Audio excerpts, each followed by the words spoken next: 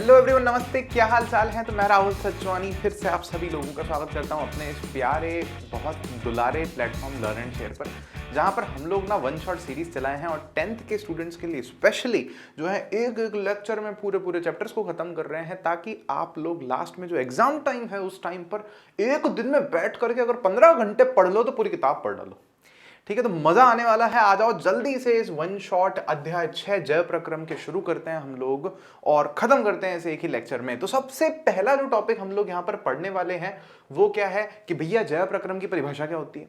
तो बोला भैया बहुत सिंपल है। देखो क्या होता है कि जो जय प्रक्रम है ना, वो सभी प्रक्रम हैं, वो सभी क्रियाएं हैं जो क्या कर रही हैं, जीवों में जीवन को बनाए रखती हैं। बोले तो सिंपल भाषा में हमको जिंदा रख रही हैं।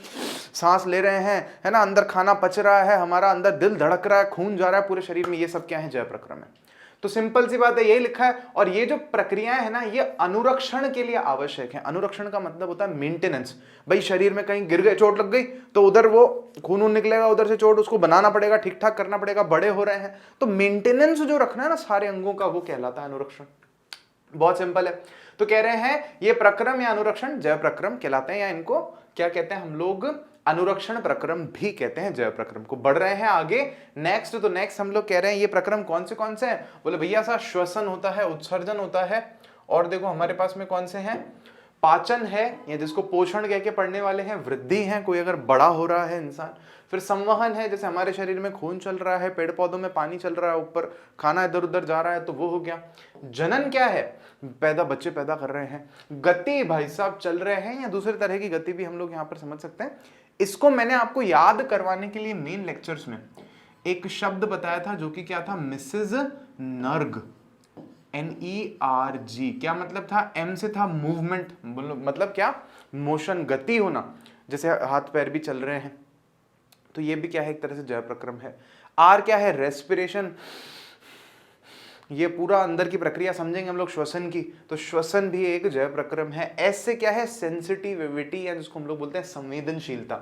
यहाँ लिखा भी हम लोगों ने, लिखा नहीं है यहाँ पे, छोड़ो इस बात को, संवेदनशीलता, कि भैया कोई टच कर रहा है तो महसूस हो जाता है। तो वो हमने चैप्टर पढ़ा था, आपको याद होगा, कंट्रोल एंड कोऑर्डिनेशन, नियंत्रण एवं समन्वय, पाठ संख्या 7 जो थी हमारे बायोलॉजी में। तो उसमें यही देखा था कि शरीर को टच, सेंसिटिविटी कैसे, मतलब सेंस कैसे कर रहे हैं हम दुनिया भर को, तो ये चीज वहां पर हमने समझी थी। फिर उसके बाद में NERG से क्या है, N से तो है न्यूट्रिशन, पोषण, खाना खाना। E से क्या था, एक्सक्रीशन, जो भी मल मूत्र है शरीर से बाहर निकालना, वो समझेंगे हम लोग। और R से हमारे पास में यहाँ पे है रिप्रोडक्शन, बच्चे पैदा करना। और G से हमारे पास में है ग्रोथ। तो ग्रोथ को हम लोग चाहें तो पोषण से भी जोड़ करके देख सकते हैं, या इन जनरल हमारा शरीर वृद्धि कर रहा है उसको भी देख सकते हैं। तो ये भी जरूरी है जिंदा रहने के लिए। तो बढ़ रहे हैं आगे, ये हमें पढ़ने हैं। तो अब एक क्वेश्चन बहुत जरूरी, जो इंटरेस्टिंग मेरे को हमारे चैप्टर में लगता है, वो ये है कि भैया हमारा जो शरीर है ना, वो बहुकोशिकीय है, खूब सारी कोशिकाओं से बना हुआ है। कितनी बोला, 67.2 ट्रिलियन कोशिकाएं होती है एक 70 किलो के एवरेज इंसान में। मेरा दिमाग खराब हो गया, मैं कहा इतनी कोशिकाएं भाई आई कहां से हैं। फिर क्या कह रहे हैं कि इस क्वेश्चन में कि हमारे जैसे बहुकोशी के जीवों में भैया ऑक्सीजन की आवश्यकता पूरी करने में विसरण क्यों अपर्याप्त है। तो यहां पर हमें सबसे पहले समझना पड़ेगा कि भैया विसरण होता क्या है। तो विसरण, अगर सरल शब्दों में मैं इस क्वेश्चन के सेंस में आपको समझाऊं, तो मान लो ये कोई 2 कोशिकाएं हैं हमारे शरीर में, ठीक है। अब ये कह रहा है विसरण में क्या होता है कि भैया ऑक्सीजन आई, जैसे मान लो ये ऑक्सीजन के बुलबुले हैं मान लो, तो ये ऑक्सीजन गैस इस कोशिका में आ गई। तो अब क्या होगा कि इस कोशिका में ऑक्सीजन ज्यादा है, यहां से आ रही है, और इस कोशिका में ऑक्सीजन की मात्रा कम है। तो अपने आप ही क्या होगा कि बीच में एक पारगम्य झिल्ली होगी, जिससे क्या शेयरिंग हो जाएगी। मतलब ऑक्सीजन जब तक बराबर नहीं हो जाती तो यहां पर भी चली जाएगी, तो ये ऑक्सीजन यहीं से यहां चली जाएगी। पहले ये वाली कोशिका अपने काम में ले लेगी ऑक्सीजन, फिर बाकी ऑक्सीजन को आगे भेज देगी, फिर इसके आगे अगर कोशिका है तो वहां भेज देगी, फिर उसके आगे अगर कोशिका है तो उसके पास भेज देगी। तो ऐसा क्यों नहीं होता, ये प्रक्रिया है विसरण। तो ऐसा क्यों नहीं होता हमारे शरीर में, अपर्याप्त क्यों है। तो इसके पीछे उत्तर क्या है, देखो समझो। यहां पर हम कह रहे हैं हमारे शरीर की सभी कोशिकाएं बाह्य पर्यावरण से सीधे संपर्क में नहीं है। सारी कोशिकाएं, दिल हो गया, फेफड़े हो गए, अंदर किडनी है, हमारे खूब सारी चीजें, तो ये सारी पर्यावरण से तो संपर्क में है ही नहीं। तो फिर ये पर्यावरण से सीधा ऑक्सीजन कैसे ले लेंगी, ले ही नहीं सकती ना भाई। तो इसीलिए बोला कि नहीं कर सकते। तो बहुकोशी के जीवों में शरीर मृत कोशिकाओं से ढका रहता है, ये और समस्या है। ये जो ऊपर की कोशिकाएं होती है ना, ये मरी हुई होती है, डेड सेल्स होते हैं, तो ये भी ऑक्सीजन का आदान प्रदान करवा ही नहीं सकते, जाग ही नहीं देते तो कैसे करवाएंगे, है ना। फिर इसके बाद और देखोगे यहाँ पे, तो और क्या है आंसर हमारे पास में, वायु से भरे अंतर कोशिकीय रिक्त स्थान अनुपस्थित होते हैं। ये समझना कि कह रहा है कि भैया हो सकता है, चलो ठीक है, एक संभावना थी। आप क्या करो, तो जैसे दिल है ना, तो दिल को डायरेक्ट ऑक्सीजन चाहिए आसमान से, हवा से, तो यहाँ छेद कर दो आर पार, तो दिल की जो कोशिकाएं हैं वो ऑक्सीजन अंदर चला जाएगा ना यहाँ से, फिर कार्बन डाइऑक्साइड वहां दे देगा हवा में, छेद से बाहर आ जाएगा। मतलब बोला पूरे शरीर में नालियां बना दो तो हो जाएगा काम, तो ऐसा तो है ही नहीं ना। तो क्या कह रहा है, अंतर कोशिकीय रिक्त स्थान है ही नहीं, अंदर रिक्त स्थान नहीं है जहां पे ऑक्सीजन रह सके और वो अंदर के अंगों से आदान प्रदान उसका हो सके, तो इसलिए अपर्याप्त है। कोशिका से कोशिका में विसरण बहुत धीमी प्रक्रिया है। चलो अगर मान लो ऐसा हो कि भैया हम सांस ले रहे हैं, फेफड़ों तक सांस जा रही है, फिर फेफड़े क्या कर रहे हैं, एक कोशिका में भेजते हैं ऑक्सीजन को, फिर वो कोशिका इस तरह से दूसरी कोशिका में, फिर उससे तीसरी कोशिका में, उससे चौथी कोशिका में, ऐसे ऑक्सीजन आगे जाती है विसरण से। तो होगा क्या कि फेफड़ों से लेकर के हमारे जो पैर का जो अंगूठा है ना, तो उस तक, उसकी टिप तक पहुंचने में कितना समय लग जाएगा, लगभग 3 साल लग जाएगा ऑक्सीजन के एक अणु को। तो तब तक तो हमारा राम नाम सत्य हो चुका होगा। इसीलिए हमारे शरीर में ऑक्सीजन पहुंचाने के लिए विसरण हम लोग काम में नहीं लेते, हम दूसरा पूरा मैकेनिज्म काम में लेते हैं, जो कि हम समझेंगे। अब सबसे पहला जो हम लोग यहाँ पर क्या पढ़ रहे हैं, हम सबसे पहला यहाँ पर जैव प्रक्रम पढ़ रहे हैं, वो है पोषण, या जिसको हम लोग बोलते हैं न्यूट्रिशन। तो एक एक चीज देखते हैं, जल्दी से समझते हैं इसको। पहली चीज हम लोग कह रहे हैं, स्वास्थ्य और विकास के लिए आवश्यक भोजन प्रदान या ग्रहण करने की जो प्रक्रिया है ना, वही क्या है, पोषण कहलाती है। स्वास्थ्य और विकास के लिए, एक तो हम स्वस्थ तो रहे ही, लेकिन हमारा विकास भी हो, हमारी वृद्धि भी हो, तो इसलिए जो हमारे पास में भोजन ग्रहण करने की प्रक्रिया है ना, वही क्या है, पोषण है। समझ में आ गया। हमें पोषण पोषक तत्वों से प्राप्त होता है। पोषक तत्व कौन से हैं, आप देखोगे यहाँ पर बहुत सिंपल है कि भैया पोषक तत्व है क्या, ये भोजन का घटक है, मतलब भोजन का अंग है, ठीक है, जो कि क्या है, पोषण का एक स्रोत है। उदाहरण के लिए कार्बोहाइड्रेट, वसा, विटामिन, हम पढ़ते थे ना, जल, कार्बोहाइड्रेट, वसा, विटामिन, फैट, वसा को बोलते हैं हम लोग। तो ये सारी चीजें क्या है, पोषक तत्व हैं, इन्हीं से हमको पोषण मिलता है, न्यूट्रिशन होता है हमारा। तो इसके आगे फिर हम देख रहे हैं भैया पोषण के कितने प्रकार होते हैं, आप लोग बचपन से पढ़ते आए हो, मेरे यहाँ बोलने की जरूरत नहीं है, कुछ दिखाते। पहला होता है स्वपोषी पोषण, वो जीव जो खुद का खाना खुद बना लेते हैं। बोले सर हम भी किचन में जाके खुद का खाना खुद बना लेते हैं तो हम स्वपोषी हो गए। अरे ऐसे नहीं भाई, मतलब जो सूरज से डायरेक्ट ऊर्जा ले लेते हैं ना, वो स्वपोषी पोषण करते हैं। उनको ऐसा नहीं चाहिए कि भिंडी चाहिए, आलू चाहिए, टमाटर चाहिए, नहीं नहीं नहीं, वो सीधा बना लेते हैं सूरज की रोशनी से, कुछ बाहर से नहीं मांग के लाते।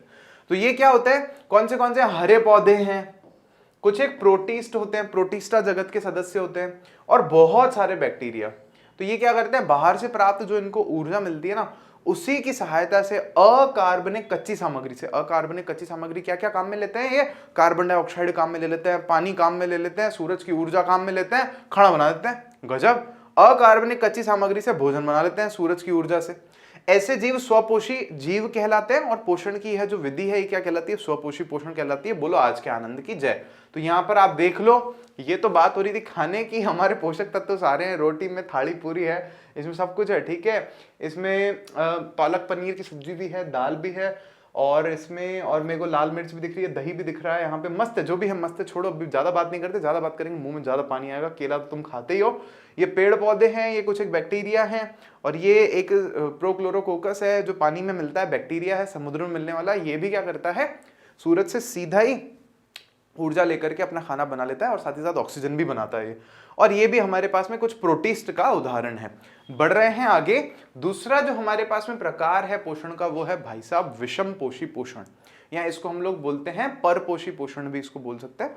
बाकी होता क्या है, इसमें पशु हैं, काफी सारे कवक हैं, बहुत सारे प्रोकैरियोट्स हैं। कौन कौन है, काफी सारे जानवर जो हैं, सारे ही हैं जानवर। तो कवक हैं। कवक क्या होते हैं, वो देखा होगा ना आपने, जरूर खाया होगा आपने मशरूम, काफी जनों ने नहीं खाया होगा, हो सकता है, मना होती है काफी जगहों पर मशरूम खाना।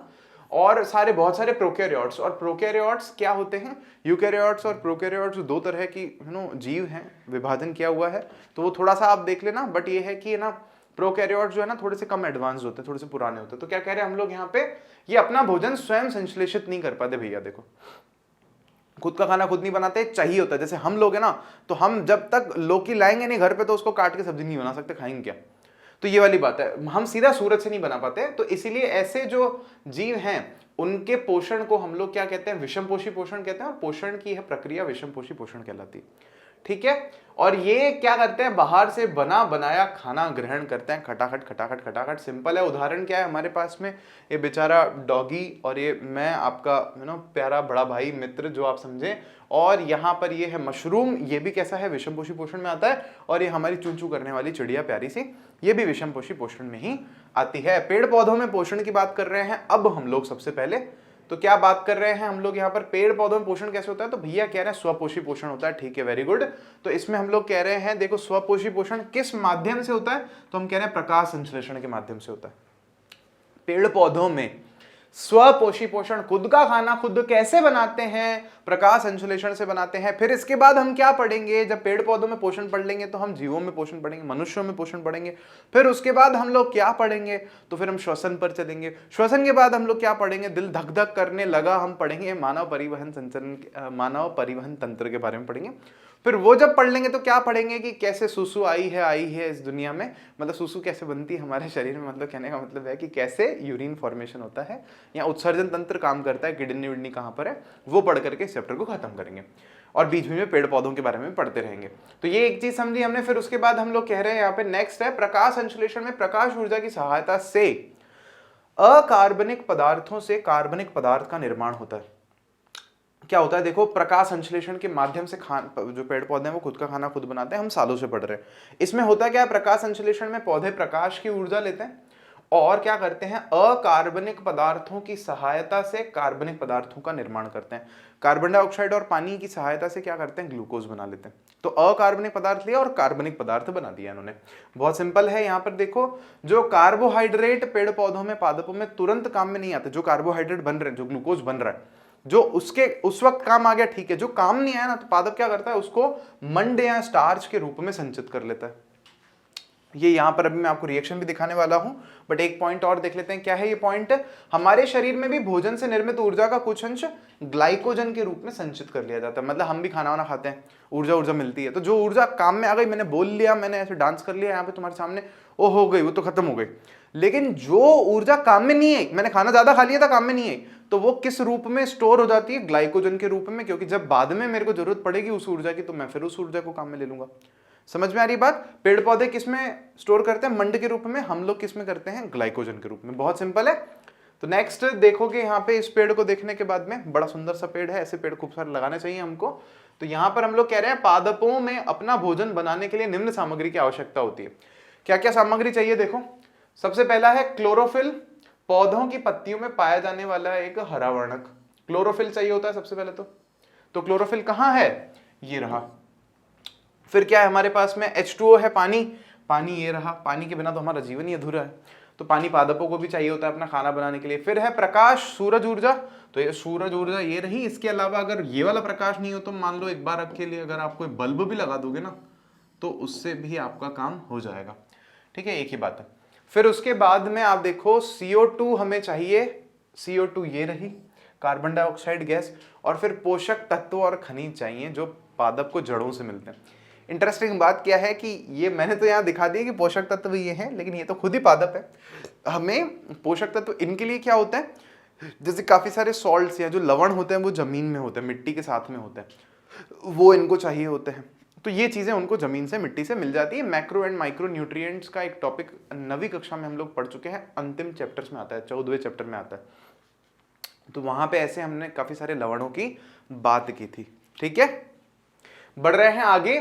तो देख रहे हैं भैया ये प्रकाश संश्लेषण का प्रोसेस होता कैसे। तो हम लोग कह रहे हैं, प्रकाश संश्लेषण के दौरान होने वाली 3 बहुत ही ज्यादा फेमस घटनाएं हैं। अगर आपको सीधा अब तक में कुछ सबसे ज्यादा जरूरी चीज याद रखनी है ना, तो जहां पर मैं ये 3 स्टार्स बना दूं, आप उस चीज को तो पक्का पूरा याद रखना। बाकी चीजें इतनी जरूरी नहीं है, एग्जाम में नहीं पूछी जाएंगी, ये ध्यान रखना। तो देखो क्या है, क्लोरोफिल द्वारा प्रकाश ऊर्जा को अवशोषित करना सबसे पहली चीज है। भैया जो क्लोरोफिल है ना, वो क्या करता है, प्रकाश की ऊर्जा को अपने अंदर क्या कर लेता है, अवशोषित कर लेता है। पहला काम होता है ये। दूसरा काम क्या होता है, प्रकाश ऊर्जा को रासायनिक ऊर्जा में रूपांतरित करना।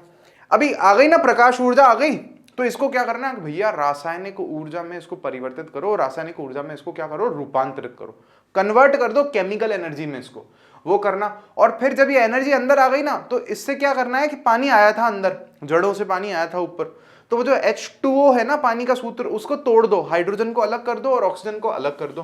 तो यहां पर यही चीज कह रहे हैं कि भैया रासायनिक ऊर्जा में रूपांतरित करो, और फिर उसके बाद कह रहे हैं जल अणुओं का हाइड्रोजन और ऑक्सीजन में क्या कर दो, अपघटन कर दो, उनको तोड़ दो। तो ये दूसरा स्टेप हो गया। अब जो तीसरा स्टेप है ना, उसमें मेन काम होगा, उसमें क्या होगा कि भैया जो हमारे पास में कार्बन डाइऑक्साइड था ना, उसमें हाइड्रोजन ठूस ठूस के भर दो, तो क्या होगा, उससे कार्बोहाइड्रेट बन जाएगा, ग्लूकोज बन जाएगा। बोले हो गया काम। तो ये देखो समीकरण से समझ में आ जाएगा आप लोगों को कि कार्बन डाइऑक्साइड ली, फिर हमने क्या लिया, H2O लिया, साथ में ही था दोनों, क्लोरोफिल की उपस्थिति में प्रकाश का, सूरज की जब रोशनी आई अपने पास में, सूर्य का जब प्रकाश आया, मैं कह रहा हूं प्रकाश का, सूरज की रोशनी, मतलब सूर्य का जब प्रकाश आया तो क्या हुआ कि कार्बन डाइऑक्साइड में हाइड्रोजन यहां से जो टूटा था ना, वो इसमें जुड़ गया, और क्या बन के मिला हमको, C6H12O6 मतलब ग्लूकोज, और ऑक्सीजन अलग हो गई, और अपने पास पानी भी मिल गया। और ये ऑक्सीजन ही है वो जो अंदर जाती है और जी को शांति देती है, रुकने पर मजबूर करती है मेरे को, ठीक है। तो ये बहुत सिंपल है, सूरज से प्रकाश ऊर्जा आई, पानी कहां से आया, जमीन से आया, और जल वैसे तो बादलों से जमीन में गया होगा, जमीन से फिर बाहर आया, जड़ों से होकर के पादप में आ गया, ऑक्सीजन इसने हवा में से ले ही ली, कार्बन डाइऑक्साइड इसने हवा में से ले ली, और क्या हुआ फिर अंदर रासायनिक अभिक्रियाएं हुई, जो तीनों चरण ये पढ़े हमने, और लास्ट में हमारे पास में ग्लूकोज बन गया। तो ग्लूकोज इस पत्ती को अगर हम खा लें या कोई फल खा लें कुछ ऐसा, तो वो हमको मिल गया। फिर उससे कोई जानवर अगर इस पत्ती को खा ले तो उसको ग्लूकोज मिल गया, गाय ने घास खा लिया तो गाय को ग्लूकोज मिल गया। ठीक है, सिंपल है, आगे बढ़ सकते हैं। बहुत सिंपल था ये प्रकाश संश्लेषण वाला टॉपिक। अब यहाँ पर कह रहे हैं कि देखो पेड़ पौधों में क्या होता है, जो पत्तियां होती है ना, उनमें नीचे की सतह पर काफी सारे छेद होते हैं छोटे छोटे, जिनको हम लोग क्या बोलते हैं, रंध्र बोलते हैं, या इनको हम लोग अगर इंग्लिश में बोले तो स्टोमा बोलते हैं। या आपने एक शब्द सुना होगा स्टोमाटा, स्टोमाटा सिंगुलर है, एक वचन है, और जो हमारे पास में दूसरा शब्द है वो क्या है, स्टोमा, स्टोमा बहुवचन शब्द है। तो यहां पर कह रहे हैं हम लोग, जब प्रकाश संश्लेषण के लिए पौधों को कार्बन डाइऑक्साइड की जरूरत नहीं होती है, भाई पौधों की जरूरत है नहीं है, दोनों तय करेगा पौधा। जब कार्बन डाइऑक्साइड चाहिए तो रंध्र को खुला रखेंगे, इस छेद को, और जब जरूरत नहीं है तो इस छेद को बंद कर देंगे। अभी ये छेद बंद है, यहाँ ये छेद खुला हुआ है, तो ये छेद खुला हुआ है, गैस अंदर आएगी जाएगी, ऑक्सीजन बाहर जाएगी, कार्बन डाइऑक्साइड अंदर आ सकती है। और कैसे होगा, विसरण से। जैसे कार्बन डाइऑक्साइड अगर बाहर ज्यादा है तो वो अंदर आ जाएगी बाहर से, अंदर अगर ऑक्सीजन ज्यादा है तो वो अंदर से बाहर आ जाएगी, तो अपने आप एडजस्टमेंट हो जाता है। ठीक बात है, यही लिखा है हमने यहाँ पे, जब प्रकाश संश्लेषण के लिए पौधों को कार्बन डाइऑक्साइड की आवश्यकता नहीं होती है तो वो इन छिद्रों को द्वार कोशिका की सहायता से बंद कर देता है। दो चीजें हमें यहाँ ध्यान रखनी है, एक तो रंध्र, रंध्र का मतलब छेद है, और ये जो साइड में ऐसे बीन शेप्ड है ना, ये फली का जो दाना होता है उसके आकार का है ये यहाँ पे। तो ये दो कोशिकाएं हैं, एक ये वाली है और एक ये वाली है। ये कैसे काम करती है, गार्ड सेल्स, द्वार कोशिका की तरह, गेट खोलेगी गेट बंद करेगी, गेट खोलेगी गेट बंद करेगी। तो यहाँ पे तो गेट बंद कर रखा है, यहाँ गेट खोल रखा है। तो इतना सा ही बस हमें ध्यान रखना है, ज्यादा इससे ध्यान रखने की जरूरत नहीं है। और ये वाला जो चित्र है ये मैं पहले बनाना सिखा चुका हूँ इस चैप्टर से। जो भी रिलेटेड पुराने वीडियोस हैं जिनमें मैंने ये सारी चीजें बहुत ज्यादा डिटेल में बताई हैं, उनको नीचे डिस्क्रिप्शन में लिंक डाल दिए जाएंगे, तो आप चाहो तो वहां से भी देख सकते हो। अगर चित्र बनाना सीखना चाहो तो सीख सकते हो, बट ये चित्र बहुत ज्यादा कम जरूरी है जो बाकी, मतलब जो कंपैरेटिवली हम बाकी चित्र बनाने वाले हैं उनसे। तो यहाँ पे देखो क्या बता रखा है, पत्ती है, पत्ती को बीच में से काट दिया, तो ये जो मोटाई है ना उसको खींच के ऐसे खोल के दिखा रहे हैं। तो इसमें काफी सारी जो है सतह हैं, मतलब काफी सारे अलग अलग तरह की कोशिकाएं हैं। जैसे ऊपरी बाह्य त्वचा ये वाली है, इसके ऊपर मोमी क्यूटिकल है जिसको वैक्सी क्यूटिकल बोलते हैं, काफी चिकनी सतह होती है। नीचे की तरफ भी चिकनी सतह है हमारे पास में, ये निचली सतह है। यहाँ पे बीच में देखो छेद है, यहाँ पे बीच में, तो ये वही वाला छेद है, ये वाला छेद है, ये रंध्र है, ये वाला, ये देख रहे हो आप, ये बीच में रंध्र है। और ये क्या है हमारे पास में, द्वार कोशिका है या गार्ड सेल है, एक इस तरफ एक इस तरफ। ये जो छेद होते हैं ना ये नीचे की तरफ ज्यादा होते हैं। अच्छा, नीचे की तरफ ज्यादा क्यों होते हैं पत्ती पे रंध्र, क्योंकि है ना अगर ऊपर की तरफ ज्यादा होंगे तो खुलते ही क्या होगा, सूरज की रोशनी उन पर पड़ेगी तो पानी खींच लेंगे पूरा बाहर, वाष्पोत्सर्जन ज्यादा होगा तो पानी का नुकसान बहुत ज्यादा हो जाएगा। इसीलिए ज्यादातर छिद्र कहाँ है, नीचे की तरफ है, ऐसा समझ सकते हैं अपन। और ये हरित लवक है जिसको हम लोग क्या कहते हैं, क्लोरोफिल। ठीक है, तो ये वही है हरित लवक। और फिर वायु कोश बीच बीच में हमारे पास में जगह है जहाँ पे ऑक्सीजन आ जाती है, कार्बन डाइऑक्साइड आ जाती है, बाकी चीजें आती है। तो ये रहा पादपों में पोषण का टॉपिक। अब हम लोग बढ़ सकते हैं इंसानों की तरफ। ठीक है, तो इंसानों में पोषण, अरे नहीं नहीं यार मजाक कर रहा था मैं, इंसानों में से पोषण से पहले एक और छोटी चीज है, वो क्या है, अमीबा में पोषण। अमीबा देखा है सबने? नहीं देखा? वेरी गुड, मैंने भी नहीं देखा। मतलब आप लोग है ना वो माइक्रोस्कोप से ही देख सकते हो उसको, यूट्यूब पर वीडियोस हैं वहां जरूर देख सकते हो। मैं थ्योरी नहीं पढ़ रहा इसकी, वो आप पढ़ लेना अपने आप से, बहुत सिंपल है। अमीबा क्या है, एक कोशिका वाला जीव है, बहुत छोटा होता है। कहाँ मिलेगा? बाहर कीचड़ वीचड़ में मिल जाएगा, गटर वटर के आसपास कहीं पे पानी में मिल जाएगा, हो सकता है किसी बाल्टी में रखा हो, पड़ा हो, बहुत छोटा है, दिखता नहीं आंख से। तो करेगा क्या ये क्या करता है, इसके पास हाथ पैर मुंह नाक कान तो होता नहीं है कुछ भी। तो ये क्या करता है कि कोई भी खाने का कोई दाना इसके सामने अगर आता है, खाने की चीज, तो क्या करता है ये उसको पकड़ने के लिए नकली पैर निकालता है अपने, जिसको हम लोग कूटपाद बोलते हैं, या इसको हम लोग पादाब बोलते हैं, यहाँ देखो लिखा हुआ है, जिसको हम लोग इंग्लिश में सूडोपोडिया बोलते हैं या फॉल्स फीट भी बोलते हैं। सूडो का मतलब ही फॉल्स होता है, नकली होता है, क्योंकि असली में तो टांगे है ही नहीं ना उसके पास, हाथ है ही नहीं, तो वो तो टेम्पररी निकाले फिर वो हटा देगा, वो तो शेप चेंज कर लेता है अपना। तो पकड़ेगा उस खाने को ले जा करके, तो खाने को यूं जब पकड़ लेगा ना, तो वो जो गोला बन जाता है जिसमें खाने को पकड़ लेता है, उसको हम लोग क्या कहते हैं, खाद्य रिक्तिका। क्या बोलते हैं? खाद्य रिक्तिका, या अंग्रेजी में उसको बोलते हैं फूड वैक्यूओल। तो उसमें उसको पकड़ लिया, सिंपल। अभी फिर क्या होगा, अंदर उस खाने को ले लेगा, तोड़ मरोड़ करके उसको पचा लेगा, जो कचरा होगा उसको वापस अपने शरीर से बाहर निकाल देगा। तो अमीबा में पोषण इस तरह से होता है। बहुत ही छोटा सा क्वेश्चन है, मुझे नहीं लगता कि ये पूछा भी जाता है हमारे एग्जाम में, क्योंकि किताब में है तो हमने डिस्कस कर लिया, बहुत छोटा सा टॉपिक है, पिछली क्लासों में भी हम डिस्कस कर चुके हैं। तो इसके बाद फाइनली यहाँ पे एक मैं आपको चित्र भी दिखा रहा हूँ असल में अमीबा का, ये मैंने किसी वीडियो से ही स्क्रीनशॉट लिया है। और ये अमीबा इसमें क्या कर रहा है, पैरामीशियम को खा रहा है। अच्छा, पैरामीशियम क्या होता है? तो ये होता है पैरामीशियम, ये चित्र नवी कक्षा की किताब में से लाया हूँ, एनसीईआरटी की किताब में से। पैरामीशियम छोटे होते हैं, ये छोटे छोटे दिख रहे हैं आपको। तो ये अमीबा क्या कर रहा है, देखो यहाँ पैरामीशियम को निगल रहा है, एक को निगल चुका है, एक ये रहा, एक ये रहा। इसको पकड़ने के लिए देखो नकली टांगे निकाल रहा है, ये 2 नकली टांगे यहाँ निकाल ली इसने। तो ये अमीबा है बड़ा वाला, और ये जो छोटे छोटे हैं ये क्या है, पैरामीशियम है। इंटरेस्टिंग है ना, कैसे तो साइंटिस्ट लोग इतना कुछ पता करते होंगे, फिर एक एक चीज हमको ऐसे ड्रॉ करके देते हैं, देखो ये है उसमें, ये है, ये बड़ा इंटरेस्टिंग। बढ़ सकते हैं आगे। तो फाइनली टॉपिक है हमारे पास में मनुष्यों में पोषण। वाह वाह वाह, मनुष्यों में पोषण। तो देखो चलो, तो इस टॉपिक में सबसे पहले मैं आपको यही बोलूंगा कि ये चित्र जो है ना, इसको बनाने की प्रैक्टिस कर लो, और यहीं पर इस चित्र को देखते हुए आप पूरा याद कर लो। मतलब थ्योरी आप खुद से लिख लोगे, मान के चलो आप। हमें ये चित्र बनाना आना चाहिए, जो मैं सिखा चुका हूं पहले, नीचे लिंक में आपको मिल जाएगा, डिस्क्रिप्शन में लिंक, जाके सीख लेना। तो यहाँ क्या देख रहे हैं अपन कि भैया मुंह है, खाना खाते हैं, खचक खचक करके, जीभ है, दांत है, तो खाने को जो पचाने का प्रोसेस है वो तो हमारे मुंह में ही शुरू हो जाता है। ये चीज हम यहाँ पर भी समझते हैं कि भैया मानव पाचन तंत्र जो हम लोग समझने वाले हैं अभी, उसके जो मुख्य अंग कौन से हैं, है ना, ग्रसिका है, मुंह है, आमाशय है, छोटी आंत है, बड़ी आंत है, गुदा द्वार है, ये सब है।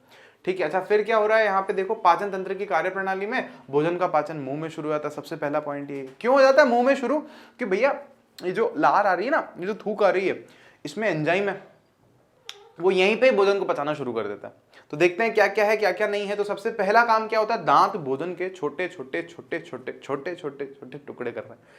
पोषण को, यहाँ जो पाचन है ना, इसकी अगर हम एक सरल परिभाषा देखेंगे ना, तो हम जो खाना खा रहे हैं ना, जो हमने रोटी खाई, तो वो रोटी को सीधा नहीं पचा सकती हमारे शरीर की कोशिकाएं, सीधा घुलेगा ही नहीं वो। तो फिर उसको इतने छोटे टुकड़े में तोड़ना है कि वो कोशिकाएं या वो जो एंजाइम है वो उस पर काम कर सकें, और फाइनली वो खून में घुल सके और कोशिकाओं में जाए एक एक में, और वहां पर ऊर्जा का निर्माण हो। तो कुल मिला के कॉम्प्लेक्स से सिंपल में तोड़ना ही खाने को क्या है, पाचन है। तो वही क्रिया हो रही है। तो दांतों ने शुरू कर दिया तोड़ने का काम सबसे पहले। फिर क्या किया, लाला ग्रंथि जो है हमारे, कहाँ कहाँ होती है लाला ग्रंथि, मैंने आपको बताया जीभ के नीचे होती है, यहाँ पे ऊपर भी होती है, ऐसे ऊपर की तरफ भी होती है। तो लाला ग्रंथि के 6 मैंने आपको 3 जोड़े बताए थे मैंने आपको, 6 जगहों पर कहाँ कहाँ होती है। तो लाला ग्रंथि करती क्या है, लार आती है ना मुंह में, ये जो या लाला रस इसमें होता है। तो ये लाला रस क्या करता है, इसमें एक एमाइलेज, लार एमाइलेज नाम का या लार एमिलेज नाम का एक एंजाइम होता है, और ये क्या करता है कि भैया जटिल मंड को शर्करा में, शुगर में बदलता है। मंड हमने पढ़ा था ना, मंड किस में होता है, पादपों में होता है। कहां से बना था, प्रकाश संश्लेषण से बना था। तो ये क्या करता है, चबाते चबाते चबाते वो लार उसमें घुलती है खाने में, और अगर उसमें मंड होता है तो उसको शर्करा में या शुगर में कन्वर्ट कर देता है। इसीलिए अगर हम कोई ब्रेड खा रहे होते हैं, अगर हम रोटी खा रहे होते हैं ना, तो वो थोड़ी देर बाद हमको मीठी लगने लगती है। फीकी खा रहे हो तुम, कोरी खा रहे हो, लेकिन खाते खाते खाते वो ब्रेड आपको मीठी लगने लग जाती है, आप करके देख लेना, वो लार के उसमें घुलने के कारण होता है। तो देखो, जीभ खाने के साथ लार को मिलाने में सहायता करती है, इसमें कोई डाउट नहीं है, खाने को मिक्स कर रही है। तत्पश्चात भोजन जो है वो ग्रसिका से होते हुए, खाना जो भी है वो ग्रसिका से, ये जो पाइप है ना यहां से लेकर के आमाशय तक का, उसको हम लोग बोलते हैं ग्रसिका, या अंग्रेजी में बोलते हैं ईसोफेगस। ठीक है, ईसोफेगस। तो ये इस पाइप से होते हुए आमाशय में बढ़ता है, आमाशय में पहुंच जाता है, और आमाशय भोजन के आने पर फैल जाता है।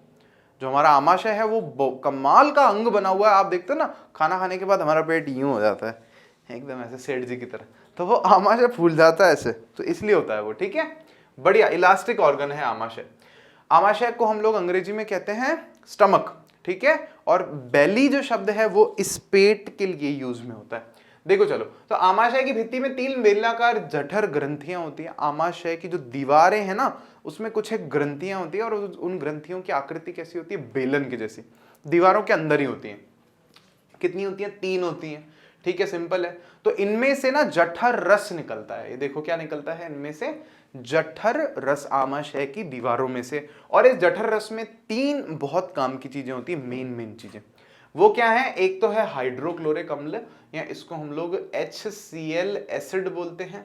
दूसरा क्या है, एंजाइम पेप्सिन, और तीसरा क्या है, श्लेष्मा। एक है हाइड्रोक्लोरिक अम्ल HCl एसिड, दूसरा क्या है, एंजाइम पेप्सिन। पेप्सिन, पेप्सिन शब्द पेप्सी से आया है, बड़ी इंटरेस्टिंग बात है।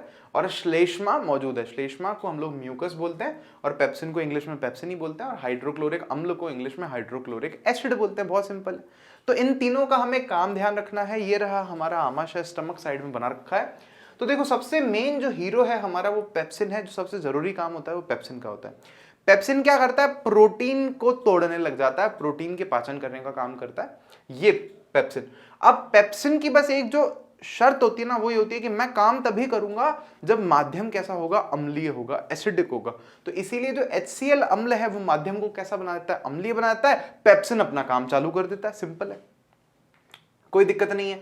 लेकिन फिर डर वाली बात यह है कि ये जो HCl अम्ल है इसका pH 2 होता है, 2 से भी कम हो सकता है, 2.2 के आसपास होता है वैसे तो ये आमाशय की दीवार को जला देगा, ये तो इतना तेज अम्ल है ये तो फिर उन दीवारों को बचाने के लिए हमारे पास में क्या होती है, श्लेष्मा या म्यूकस हमारे पास में एक सतह की तरह काम कर रहा है, जो फिर दीवारों को या आमाशय को बचा लेता है। कुल मिला के यही चीज हमने लिखी है कि HCl अम्ल क्या करता है, एक अम्लीय माध्यम तैयार करता है जो पेप्सिन एंजाइम की क्रिया में सहायक होता है। बहुत सिंपल सी बात है, पेप्सिन का कार्य प्रोटीन के टुकड़े टुकड़े टुकड़े टुकड़े करना होता है। ठीक है कौन से हीरो की तरह, कोई हीरो है क्या ऐसे टुकड़े टुकड़े टुकड़े करता है? खैर आजकल तो नहीं करते, पुरानी फिल्मों में शायद होता होगा, या वो हॉलीवुड मूवीज में। खैर छोड़ो, सामान्य परिस्थितियों में श्लेष्मा आमाशय के आंतरिक आस्तर की अम्ल से रक्षा करती है। बोलो आज के आनंद की जय। बहुत सिंपल सी बात थी, बढ़ रहे हैं आगे। तो अब खाना जो है वो कहाँ पहुंच चुका है, आमाशय से होकर के छोटी आंत में पहुंच चुका है, जिसको हम लोग क्षुद्रांत्र भी बोलते हैं। ये देखो स्मॉल इंटेस्टाइन, ये इधर अंदर ऐसे उलझी हुई पड़ी है बहुत ज्यादा। ये बहुत ज्यादा फैसिनेटिंग ऑर्गन लगता है मेरे को भाई। इसकी लंबाई 6.5 मीटर होती है, दिमाग खराब। एक अडल्ट में, मतलब अगर मैं मेरी बात कर रहा हूँ तो ऐसे निकालो, ये 6 मीटर किसको बोलते हैं, बहुत ज्यादा हो गया, बहुत ज्यादा लंबी है। फिर उसके बाहर ये वाली जो है ये बड़ी आंत है, तो ये एक साथ ऐसे जुड़ी रहती है। लेकिन पहले छोटी आंत में आता है खाना। तो देखो क्या बोल रहे हैं हम लोग यहाँ पर कि जो अब अधपचा भोजन है, अधपचा मतलब आंशिक रूप से पचा हुआ, अभी तक पूरा नहीं पचा ना, आधा पाचन हुआ है, केवल प्रोटीन का पाचन हुआ है। और एक बात और, प्रोटीन का पाचन पेप्सिन एंजाइम कर रहा है, तो याद पी से कर लेना, पी से प्रोटीन और पी से पेप्सिन। तो पेप्सिन प्रोटीन का पाचन करता है, खंडन करता है। अब क्षुद्रांत में आ गया, छोटी आंत में आ गया भोजन। तो अब क्या कह रहे हैं, क्षुद्रांत्र आहार नाल का सबसे लंबा भाग है, इसमें कोई डाउट नहीं है। अच्छा, आपके मन में होगा कि सर ये आहार नाल क्या होती है, तो बताया नहीं आपने। अरे बहुत सिंपल है, मुंह से लेकर के जहां पट्टी करते हैं वहां तक का जो पूरा पाइप है ना, उसको आहार नाल बोलते हैं। खुश रहो, इसको इंग्लिश में गट भी बोलते हैं, ऐसा, या गैस्ट्रो इंटेस्टिनल ट्रैक्ट भी बोलते हैं इसको। छोड़ो, तो आहार नाल का सबसे लंबा भाग है, जो कि अत्यधिक कुंडलित होता है, ऐसा ऐसा ऐसा ऐसा एकदम घुमा हुआ रहता है, कॉइल्ड, सुपर कॉइल्ड बोलते हैं इसको, 6.5 मीटर लंबा। क्षुद्रांत आहार नाल में पूर्ण पाचन की जगह पाचन यही खत्म हो जाएगा। पहले बता रहा हूं तुम लोग को, पाचन छोटी आंत में ही खत्म हो जाता है, बड़ी आंत में पाचन नहीं होता। छोटी आंत के को 2 ग्रंथियों से श्रावण प्राप्त होता है, एक तो यकृत और अग्न्याशय से। देखो हमारे शरीर में यहीं पर क्या यकृत और अग्न्याशय होते हैं, बताता हूं। देखो इसी चित्र में कौन से वाले, ये जो है हमारे पास में ये यकृत है, यकृत हमारे शरीर की सबसे बड़ी ग्रंथि होती है, ये और ध्यान देने वाली बात है। ये यकृत है, मतलब लिवर। बोलते हैं ना दारू पीने वाले का लिवर जल जाता है, गुर्दा है ना, गुर्दा गुर्दा बोलते हैं क्या इसको, हाँ जो भी है, वैसे अपन यकृत बोलते हैं वैज्ञानिक भाषा में, तो यही है। और उसके अलावा एक और हमारे पास में जो अग्न्याशय है ना, अग्न्याशय इस चित्र में दिखाया नहीं है। अच्छा कहाँ होता है वो? लगभग यहाँ होता है, ऊपर ऐसे इधर त्रिकोण के जैसा, उसका त्रिभुज के जैसा हमें आकार दिखाई देता है, वो दिखा दूंगा मैं अभी आपको आगे में भी डायग्राम्स में। तो क्या कह रहे हैं हम लोग यहाँ पे, दो जगहों से छोटी आंत में क्या श्रावण आ रहा है, बहुत सिंपल है। अच्छा देखते हैं क्या क्या काम है उसका, कैसे। ये रहा यहाँ पे हमारा अग्न्याशय, अभी समझते हैं क्या है क्या नहीं है। तो कह रहे हैं यकृत से तो भैया पित्तरस निकलता है, यकृत से पित्तरस निकलता है। इस पित्तरस को अंग्रेजी में हम लोग बोलते हैं बाइल। क्या बोलते हैं? बाइल जूस, पित्तरस। अब यकृत क्या बहुत बड़ा, लिवर बहुत बड़ा है, बहुत बड़ी है ना ग्रंथि है, बताया मैंने आप लोगों को। तो वो क्या करता है, बनाता रहता है, अरे वो तो सो रहे हैं, वो बना रहे हैं वहां पे पित्तरस। अब भाई नहीं चाहिए, अभी नहीं चाहिए ना, अभी क्या करेंगे, अभी खाना थोड़ी खा रहे हैं। छोटी हाथ बोल रहे हैं मेरे पास खाना ही नहीं, तू क्यों बना रहा है? बोल देखो मैं तुम्हारे हिसाब से नहीं चलता, मैं बढ़ा के रख लेता हूँ, तुमको जब चीज ले लेना। तो फिर बीच में एक टंकी है छोटी, जिसको हम लोग क्या बोलते हैं, पित्ताशय बोलते हैं, या इसको हम लोग गॉल ब्लेडर बोलते हैं। अच्छा मैं दिखाऊं तुम लोग को कहां पर है गॉल ब्लेडर। ये यहाँ पे चित्र देख पा रहे हो, यहाँ पे मैं एक काम करता हूँ, कलर चेंज करता हूँ। ये देखो, ये ऐसा कुछ, ये यहाँ पे ये छोटी सी एक टंकी है जो लिवर से जुड़ी हुई रहती है, इसको हम लोग गॉल ब्लैडर बोलते हैं या पित्ताशय बोलते हैं। तो ये पित्ताशय में क्या होता है, ये जो बाइल जूस है ना, ये इकट्ठा हो जाता है, ठीक है, ये इसमें इकट्ठा हो जाता है, और जब भी फिर छोटी आंत को जरूरत पड़ती है तो वो उसके काम आ जाता है, निकल जाता है यहाँ से, ठीक है। तो पित्त रस जो है ना, पित्ताशय से आता है आगे और छोटी आंत में आता है। तो इसके दो काम है, दुनिया में दो काम है, ठीक है। तो पहला काम क्या है इसका, पहला काम है ये क्या करता है, जो आंशिक रूप से पचा हुआ भोजन है, अधपचा भोजन जो आमाशय से आया है, उसका माध्यम अभी कैसा है, अम्लीय है। लेकिन अब फिर नाटक फिर क्या होता है कि जो आगे जो आने वाले हमारे पास में कौन है, एंजाइम है, यकृत से आने वाला जो एंजाइम है, उस एंजाइम का जिद ये होती है कि भैया मैं तभी काम करूंगा जब आप मेरे को माध्यम कैसा दे दोगे, क्षारकीय माध्यम। बोले साहब ठीक है, जैसी आपकी मर्जी। तो फिर उसके लिए ये आता है, कहता है हटो हटो, अम्ल अम्ल अम्ल की नहीं चलेगी, अब बहुत हो गई दादागिरी, अभी क्षारकीय होगा सब कुछ यहाँ पे। तो क्षारीय हो जाता है फिर, ताकि अग्न्याशय से आने वाले एंजाइम उस पर कार्य कर सकें। अच्छा ठीक है साहब, दूसरा काम क्या होता है, तो दूसरा काम होता है पित्त लवण का। ये क्या करता है, भोजन में उपस्थित जो वसा होती है ना, वसा जो फैट है, कहते हैं ना अरे फैट देखो इतना इकट्ठा मोटा हो गया, फैट फैट, तो भोजन में फैट होता है। फैट किस में ज्यादा होता है, घी खा रहे हैं हम लोग तो घी में ज्यादा फैट है, ऐसी कुछ चीजों में, ठीक है, डेयरी प्रोडक्ट्स में। तो कह रहे हैं फैट है उसमें, तो उस फैट को छोटी छोटी छोटी छोटी गोलियों में तोड़ने का काम कौन करता है, पित्त रस, या जिसको हम लोग बाइल जूस कह रहे हैं। तो यही कह रहे हैं छोटी छोटी गोलिकाओं में खंडित कर देता है, स्मॉल ग्लोब्यूल्स इसको अंग्रेजी में बोलते हैं हम लोग, जिससे उन पर एंजाइम की क्रियाशीलता बढ़ जाती है। तो जो भी काम करने वाले एंजाइम है ना, वो उस पर आसानी से काम कर सकते हैं। एक बड़ा पत्थर पकड़ ले में वसा का, फिर उसको दशरथ मांझी की तरह तोड़ते रहे तोड़ते रहे तोड़ते रहे, तो इससे ज्यादा आसान उनके लिए क्या हो जाएगा कि कोई उनको पहले ही उस बड़े पत्थर के छोटे छोटे टुकड़े करके दे देवे, ताकि फिर वो उसका पाचन करें, तोड़ें और उसको खून में आगे भेज दें। समझ में आई आपको ये वाली बात? बहुत सिंपल है। बढ़ रहे हैं आगे, तो नेक्स्ट क्या है, शुद्रांत्र की भित्ति में ग्रंथि होती है जो आंत्र रस स्रावित करती है। वाह वाह वाह वाह वाह। अब सुनना, तो अभी तो ये हमने सुन लिया कि भैया अग्न्याशय का ऐसा कुछ स्पेसिफिक नहीं है कि क्या आ रहा है अग्न्याशय में से, छोटी आंत में कौन सा रस है, किसका पाचन कर रहा है। बजाय इसके कि हम सीधा आगे चल रहे हैं और समझ रहे हैं कि जो छोटी आंत है ना, उसकी दीवारों में भी ग्रंथियां होती हैं, खुद की ग्रंथियां। ये तो दो तो बाहर हो गई, अग्न्याशय और यकृत, लिवर और पैनक्रियास तो बाहर हो गए। अब खुद की दीवारों में जो ग्रंथियां है ना, वो भी काम करती हैं, और वो फाइनल काम करती हैं, है ना, फाइनल। तो वो फाइनल काम क्या करती हैं कि भैया उसमें से आंत्र रस निकलता है। कहां से निकल रहा है, आंत में से निकल रहा है ना, तो उसको आंत्र रस बोल दिया। तो पहला काम क्या करती है, वो प्रोटीन को तोड़ फोड़ करके अमीनो अम्ल बना देती हैं। प्रोटीन से क्या बनाती हैं, अमीनो अम्ल बनाती हैं। ये याद रखना है, ठीक है, ये पॉइंट जो है एक आपको याद रखना पड़ेगा। प्रोटीन से अमीनो अम्ल बना दिया, और फिर दूसरा क्या बना रही है, जटिल कार्बोहाइड्रेट से ग्लूकोज बना रही है। देखो ये तो बहुत सिंपल है, हम याद रख सकते हैं। कार्बोहाइड्रेट को ही हम लोग काफी जगह ग्लूकोज की जगह कह करके रेफरेंस देते हैं। भाई कार्बन और हाइड्रोजन जिसमें है वो कार्बोहाइड्रेट है, तो यहाँ पे ग्लूकोज भी क्या है, एक तरह से कार्बोहाइड्रेट से ही बना है, कार्बोहाइड्रेट ही। है ना, हाइड्रोकार्बन इसको बोलते हैं हम लोग वैसे भी।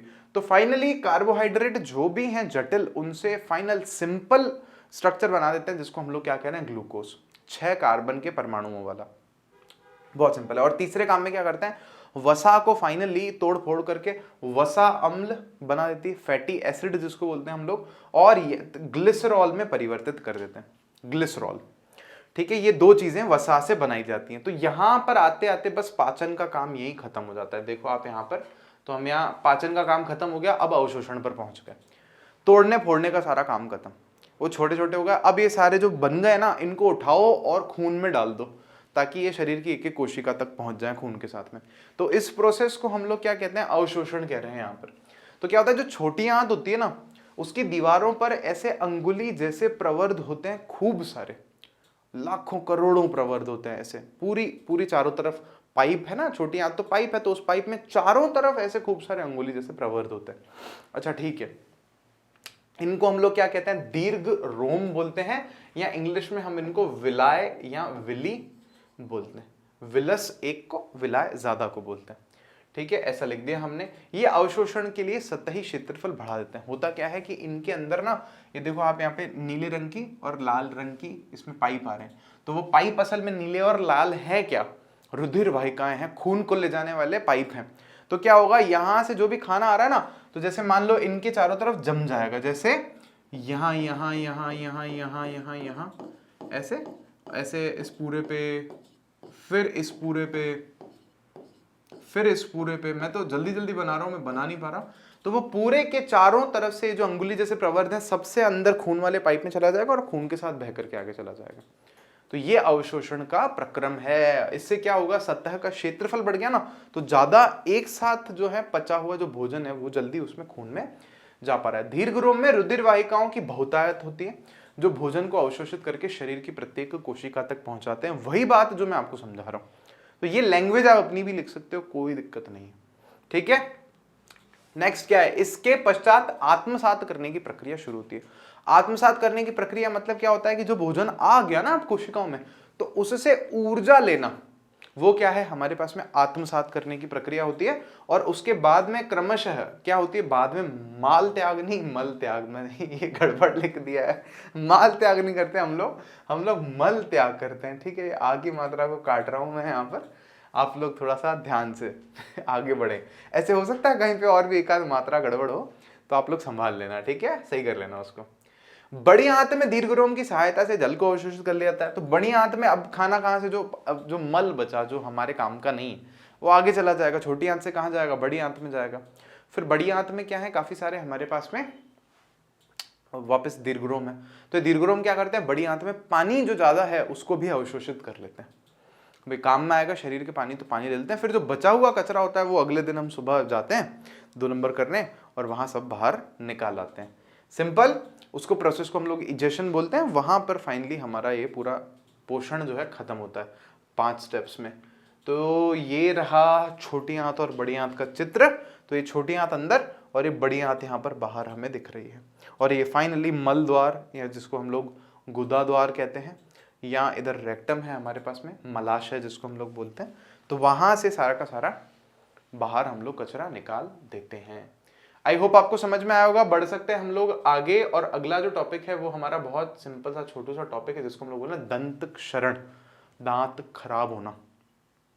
कैसे खराब होता है, बहुत सिंपल है, छोटा सा टॉपिक है। दांत है हमारा, ऊपर वाली परत क्या कहलाती है, इनेमेल कहलाती है। दूसरे नंबर की परत डेंटिन कहलाती है। ऊपर वाली जो इनेमेल परत है हमारे शरीर की सबसे मजबूत परत है, सबसे ज्यादा खनिज इसी में होते हैं, सबसे एकदम ठोक है, ठीक है, मजबूत दांत है एकदम अपने।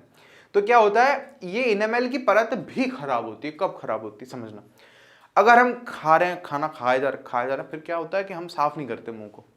तो हम सो रहे हैं, बैठ रहे हैं, उठ रहे हैं, मुंह साफ नहीं कर रहे, तो क्या होगा, बैक्टीरिया आते हैं अंदर, कहते हैं पार्टी तो बनती है। तो दांतों में जो भी उन्होंने थोड़ा थोड़ा थोड़ा छोड़ दिया होता है ना कचरा, मतलब हमने जो हमारा रह गया होता है खाने का, तो उसको जाके खाते हैं, और फिर जो वो बैक्टीरिया वेस्ट निकालते हैं मुंह में से, मुंह में ही, तो वो उसमें अम्ल होता है। तो वो अम्ल क्या करता है, इन दांतों की ये जो परत है ना ऊपर वाली इनेमेल, इसको गलाना चालू कर देता है। और जैसे जैसे ये गले लग जाती है तो हमारे दांत खराब होने लग जाते हैं, फिर छेद होने लग जाते हैं, फिर हम बोलते हैं कीड़ा पड़ गया है, कीड़े पड़ गए। तो कीड़े वो किसके लिए बोल रहे हैं, उसी के लिए बोल रहे हैं हम लोग, खराब होने लग जाते हैं दांत। तो बहुत ज्यादा ध्यान देने वाली बात है, मुंह को बहुत ज्यादा साफ सुथरा रखने वाली बात है।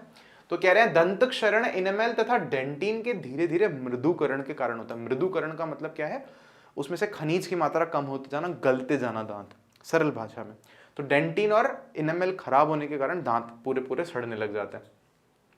तो मुख में उपस्थित जो जीवाणु है वो भोजन से क्रिया करके क्या अम्ल बनाते हैं, और ये अम्ल जो है इनेमेल को मृदु कर देता है, विखनिजीकृत कर देता है, उसमें से खनिज जो है वो निकाल लेता है। तो हमारे मुंह में अगर जो उपस्थित लार जो थूक है ना, ये बल्कि अच्छी होती है, क्षारकीय प्रकृति की होती है। तो ये क्या करती है, उस अम्लीय प्रभाव को कम करती है, खत्म करती है।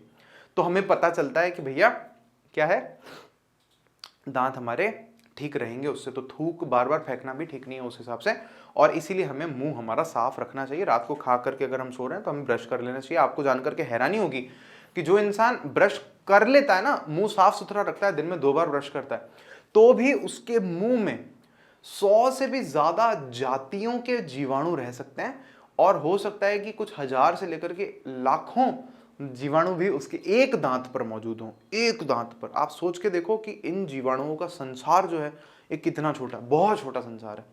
ठीक है, तो बढ़ सकते हैं आगे हम लोग, लेकिन उसके पहले एक पॉइंट और है। अनेक जीवाणु कोशिका खाद्य कणों के साथ मिलकर दांतों पर चिपक कर दंत प्लाक बनाते हैं। काफी सारे ऐसे होते हैं जीवाणु कोशिका जो दंत प्लाक बनाते हैं, चिपक करके। दंत प्लाक क्या होता है, पीली पीली परत जम जाती है ना, हल्की सी। वैसे दंत प्लाक जो होता है ना, वो बहुत पतली परत होती है, एकदम कलरलेस, दिखती सी नहीं है, बहुत हल्की सी। फिर क्या होता है, वो दंत प्लाक जो है ना, वो जमते जमते जमते जमते टार्टर बना लेता है, जो मोटी मोटी पीली पीली सतह दिखाई देती है। पुराने वीडियोस में मैं बहुत अच्छे से बताया हूँ इस पे, इसके ऊपर एक अलग पूरा वीडियो है, तो आप उसको जरूर देखें। उसमें टिप्स भी हैं, अगर आप अपने दांतों को ठीक कैसे रखें ये जानना चाहते हैं तो वहां से देख सकते हैं। अब जो है हमारे पास में दूसरा जैव प्रक्रम है, क्या नाम है इसका भैया, श्वसन। श्वसन कैसे होता है, श्वसन के क्या प्रकार हैं, और ग्लूकोज का विखंडन कैसे होता है, ये जरूरी टॉपिक है अपना, जो अपने को समझना है। तो आ जाओ फटाफट से देखते हैं। तो सबसे पहली चीज जो देख रहे हैं वो है श्वसन। तो श्वसन की परिभाषा क्या है भाई, कह रहे हैं भोजन से प्राप्त जो ऊर्जा प्राप्त करने की विधि है ना, भोजन खा लिया अपन ने, अभी उसको तोड़ करके उसमें से ऊर्जा बाहर निकालने की जो विधि है वही श्वसन है। बहुत सिंपल है। श्वसन का मतलब हो सकता है अपने दिमाग में होगी सांस लेते हैं सांस छोड़ते हैं, नहीं, श्वसन का मतलब ये नहीं, केवल ये नहीं है, और भी है। श्वसन का मतलब जो मेन मतलब है ना, वो है कि अंदर जो ग्लूकोज गया है उससे ऑक्सीजन की अभिक्रिया हो, जले, मतलब वो एक तरह से भोजन पचे और उससे ऊर्जा मिल जाए हमको। अब फिर देख रहे हैं हम श्वसन के कितने प्रकार होते हैं, तो बड़ा सिंपल है, श्वसन के भी कितने, 2 प्रकार होते हैं। एक होता है वायवीय श्वसन जिसको एरोबिक रेस्पिरेशन बोलते हैं, दूसरा होता है अवायवीय श्वसन जिसको अनएरोबिक रेस्पिरेशन बोलते हैं। वायवीय में क्या होता है, तो वो श्वसन जिसमें ऑक्सीजन चाहिए भाई, तो उसको हम लोग बोलेंगे वायवीय श्वसन। सिंपल सी बात है, किस किस में होता है वो देख लेंगे अपन। तो ऐसे हम जो जीव हैं सारे के सारे, है ना, कुत्ते हैं, ये छोटे से जो भी जीव हैं चूहे जैसा, और ये जो पेंगुइन वगैरह है, पेड़ पक्षी हैं, पेड़ पक्षी बोल रहा हूँ, पक्षी वगैरह है, हम हैं, पेड़ पौधे जो हैं उनमें भी वायवीय श्वसन होता है, उनको भी ऑक्सीजन चाहिए होती है श्वसन के लिए। ये हम लोग को लगता है कि नहीं, पेड़ पौधों को तो केवल कार्बन डाइऑक्साइड चाहिए, ऐसा नहीं होता, उनको भी श्वसन करने के लिए तो ऑक्सीजन चाहिए होती है। लेकिन हाँ, वो लोग क्या करते हैं, प्रकाश संश्लेषण जब करते हैं तो उनको CO2 ज्यादा चाहिए होती है, और ऑक्सीजन की फिर इतनी जरूरत नहीं पड़ती उनको। फिर यहाँ पर यही लिख रहे हैं, इस प्रकार के श्वसन में ऑक्सीकरण से ग्लूकोज का पूरी तरह से CO2 और H2O में विखंडन हो जाता है। मतलब इस तरह का जब भी श्वसन होता है, वायवीय श्वसन, तो ऑक्सीजन जाके क्या करता है, जो ग्लूकोज है कोशिकाओं में उसको पूरी तरह से तोड़ देता है। किसमें, दोनों चीजों में। एक तो वो तोड़ देता है उसको H2O में, और उसको पूरी तरह से तोड़ देता है कार्बन डाइऑक्साइड में। फिर इसके बाद जो सेकंड है हमारे पास में, तो सेकंड है अवायवीय श्वसन। तो अवायवीय श्वसन उल्टा होगा एकदम। क्या होगा इसमें, बोले भैया हमको ऑक्सीजन नहीं चाहिए, तो जिस श्वसन के प्रकार में हमको ऑक्सीजन नहीं चाहिए तो उसको हम लोग बोलते हैं अवायवीय श्वसन। ठीक है, तो इसमें क्या है, देखो ऑक्सीजन का उपयोग नहीं होता है, और उसके अलावा देखेंगे कौन कौन कर रहा है ये, तो कुछ एक सूक्ष्म जीव है अपने पास में। तो बैक्टीरिया यहाँ पर अपन ने दिखा रखा है, छोटा सा बैक्टीरिया दिखाने की कोशिश कर रहे हैं हंसी मजाक कर करके। बैक्टीरिया खैर बहुत छोटे हैं, पता है अपने को। उसके अलावा यीस्ट ब्रेड पे आ जाता है ना, वो उसकी बात कर रहे हैं। या फिर ये एस्केरिस है, गोलकृमि, आंतों में जो कीड़ा चला जाता है वो, ये भी क्या करता है, अवायवीय श्वसन करता है, हमारे शरीर के अगर अंदर चला जाता है तो, है ना, इंसानों के शरीर के अंदर। फिर उसके अलावा यहाँ पर हमने और भी कुछ एक फोटो से यीस्ट को बड़ा करके दिखाने की कोशिश की है, बट हाँ, ये काफी छोटे छोटे जीव हैं, और थोड़े बड़े जीव भी हैं जो अवायवीय श्वसन करते हैं। तो ये देखो श्वसन के प्रकार हम लोगों ने देख लिया। अब इसके बाद में जो हमारे पास में टॉपिक है वो है श्वसन की प्रक्रिया में भिन्न पथों द्वारा ग्लूकोज के टुकड़े टुकड़े कैसे होते हैं, ग्लूकोज का विखंडन कैसे होता है। तो ऐसे 3 पथ हमने किताब में पढ़े, और मैं फिर बता दूं, ये आपको ये बहुत ज्यादा इंपॉर्टेंट टॉपिक है एग्जाम की दृष्टि से, यहां से प्रश्न बनने की संभावना बहुत ज्यादा है। तो सबसे पहले हम देखते हैं कोई सा भी जीव हो, फिर भले वो वायवीय शोषण कर रहा हो या भले अवायवीय शोषण कर रहा हो, उन सब में पहले क्या होता है, ग्लूकोज होता है। ग्लूकोज तो पहुंच गया उसकी कोशिकाओं में, खाना वाना खा लिया उसने, तो जो ग्लूकोज है ना, फिर उसकी कोशिका द्रव्य में पहले उसके टुकड़े होते हैं। तो पहले 6 कार्बन परमाणु वाला जो ग्लूकोज है उसके टुकड़े होते हैं पायरुवेट में, और पायरुवेट जो है उसमें 3 कार्बन होते हैं। भाई समझना, दिमाग में आप यही रखो कि जटिल हमारे पास में पदार्थ है उसको सरल में बदल रहे हैं। तो 6 कार्बन वाला जटिल है, फिर उसको सरल में बदल रहे हैं। तो इसको 3 में तोड़ा अपन ने, पायरुवेट में तोड़ा। फिर पायरुवेट से आगे की जो जर्नी है वो अलग अलग है, अलग अलग जीवों में। तो सबसे पहले अगर हम देखें यीस्ट में, जहां पर क्या हो रहा है, अवायवीय श्वसन हो रहा है। यीस्ट छोटा सा जीव है, वो एकदम देखा अपन ने वो ब्रेड पे आने वाला, तो उसमें अवायवीय श्वसन हो रहा है। तो अवायवीय श्वसन में यीस्ट क्या करता है, ऑक्सीजन की अनुपस्थिति में, ऑक्सीजन तो है ही नहीं उसके पास अभिक्रिया करने के लिए, तो वो तोड़ता है उसको, पायरुवेट को तोड़ता है, और क्या बनाता है, तो एक आप यहां पर देखोगे इथेनॉल बनाता है, जिसको हम लोग C2H5OH से लिखते हैं, करेक्ट। और उसके साथ अलावा यहां पे कार्बन डाइऑक्साइड बनाता है और ऊर्जा बनाता है, ये रही ऊर्जा। और ऊर्जा कह रहे हैं 2 कार्बन अणु, मतलब कुल मिलाकर के कह रहे हैं कि थोड़ी कम ऊर्जा यहां पर बनती है। अवायवीय श्वसन जो होता है उसमें ऊर्जा कम बनती है, तो एक ये ध्यान रखना है। फिर इसके बाद में अगर हम बात करें सबसे नीचे वाले में, ऑक्सीजन की उपस्थिति में, तो जो हमारे शरीर में हो रहा है उसको तोड़ते हैं अपन, वहां पे कार्बन जो हमारे पास में कार्बोहाइड्रेट है, जो ग्लूकोज है शरीर में, उसको तोड़ते हैं, पायरुवेट बनता है, पायरुवेट को भी तोड़ते हैं कोशिकाओं में। तो होता क्या है, ऑक्सीजन से अभिक्रिया करने के बाद में, ऑक्सीजन से अभिक्रिया करने के बाद में यहां पर कार्बन डाइऑक्साइड बनता है, CO2 पहली चीज, दूसरा बनता है पानी, और तीसरी चीज बनती है ऊर्जा। कार्बन डाइऑक्साइड को हम लोग ऐसे करके बाहर निकाल देते हैं सांस छोड़ करके, पानी जो बनता है वो अलग अलग माध्यमों से बाहर आ जाता है, किडनी विडनी की तरफ चला जाता है, और उसके अलावा ऊर्जा जो बन रही है वो फिर हमारे काम आ जाती है बात करने के, उछलने कूदने के। लेकिन हमारे शरीर में एक और तरीके से भी श्वसन हो सकता है। अच्छा, कैसे हो सकता है, तो क्या होता है, देखो काफी बार है ना, हम भाग रहे हैं, कुत्ता पीछे पड़ गया, मान लो, ये एग्जांपल मेरा फेवरेट हो गया, मैं क्या ही बताऊं आपको। तो उस स्थिति में क्या, वो भागते भागते हाँ हाँ अरे बस यार अब भाग नहीं सकते, और तो ऐसी स्थिति में होगा क्या कि ऑक्सीजन जो है प्रॉपरली टांगों में पहुंच नहीं पा रही, मान लो, और एकदम से इतनी सारी ऊर्जा बन नहीं पा रही, ऑक्सीजन पहुंच नहीं पा रही, ऊर्जा बन नहीं पा रही। तो ऐसा तो है नहीं कि कुत्ते को बोलेंगे भाई साहब रुक जा तू थोड़ी देर, फिर ऐसे ऑक्सीजन थोड़ी आ जाए टांगों में, फिर ऊर्जा बन जाए, फिर भागते हैं वापस, ऐसा होगा नहीं। तो उस केस में शरीर क्या करता है, ऐसा बीच का रास्ता ले लेता है, कहता है यार ऑक्सीजन अभी नहीं है, छोड़ो उसको, ऑक्सीजन को छोड़ो, बिना ऑक्सीजन के काम चला लेते हैं, बाद में देखेंगे क्या होगा, थोड़ी ऊर्जा बना लेते हैं बिना ऑक्सीजन के। तो यहाँ पे हमने लिखा है हमारी पेशी कोशिकाओं में जो हमारे मसल्स हैं, है ना, इधर नीचे टांग के मसल्स हैं, हाथ के मसल्स हैं, तो इनमें कब ऑक्सीजन के अभाव में, जब ऑक्सीजन नहीं है मान लो, तो उस केस में क्या करते हैं हम लोग, पायरुवेट को तोड़ करके क्या बनाते हैं, लैक्टिक अम्ल बनाते हैं, लैक्टिक एसिड बनाते हैं, और साथ ही साथ में ऊर्जा बनती है। हाँ ऑब्वियस बात है, ऊर्जा थोड़ी कम हो सकती है। और ये जो लैक्टिक एसिड है ना, ये ऐसा बोलती है हमारी विज्ञान की किताब 10वीं की कि क्रैम्प्स पड़ते हैं ना, ऐंठन होने लग जाती है शरीर के अंगों में, तो ऐसा बोलते हैं कि इसके कारण हो रहा है वो, ये जो लैक्टिक एसिड है ना, इससे थोड़ा बहुत ज्यादा थक जाता है, जब ऐसे टांगों में अरे यार अब चल नहीं पा रहे, अब बस बस आराम करना है, तो वो लैक्टिक एसिड के कारण होता है। तो बस अब बढ़ सकते हैं अपन आगे, तो नेक्स्ट देख लेते हैं। इसको देखने के बाद में क्या है, मानव श्वसन तंत्र, जो कि अपना सबसे इंपॉर्टेंट टॉपिक होना चाहिए यहाँ पर। ये क्या कह रहा है, मनुष्य के शरीर के अंदर वायु नासा द्वारा जाती है। भाई हमारे सबसे पहले नाक है, इसमें से जो है हवा अंदर चली जाती है, बड़ा सिंपल है।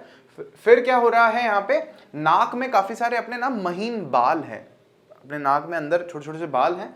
ये बाल क्या करते हैं, जो भी कचरा पट्टी अंदर जा रहा है, मिट्टी विट्टी धूल अंदर जा रही है, तो उसको रोक लेते हैं, और साथ ही साथ में कुछ चिपचिपा पदार्थ भी बनता है, छींक, जिसको यूं थूक करके हम साइड कर देते हैं, तो वो क्या है, श्लेष्मा है। तो ये भी क्या करता है, जो भी परागकण है, कोई धूल मिट्टी है, कोई जीवाणु है, राख आदि, जो उसको अंदर जाने से रोकता है, चिपका लेता है, ताकि वो अंदर नहीं जाए, बाहर आ जाए।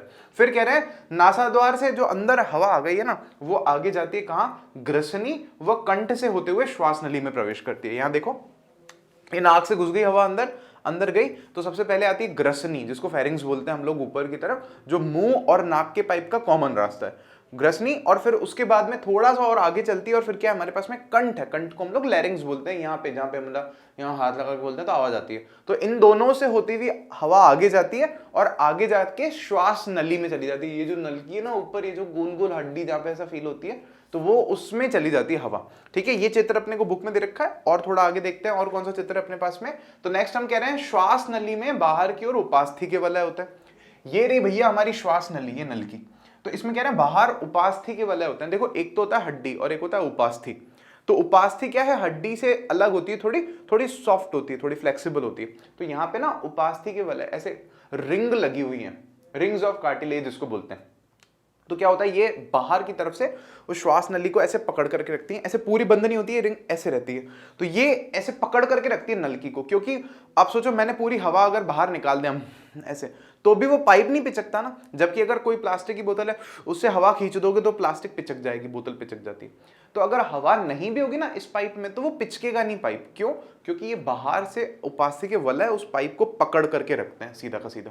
ठीक है, यहां पर आप देख पा रहे हो उपास्थि के वलय होते हैं जो ये सुनिश्चित करते हैं कि जो नली है वो निपतित ना हो।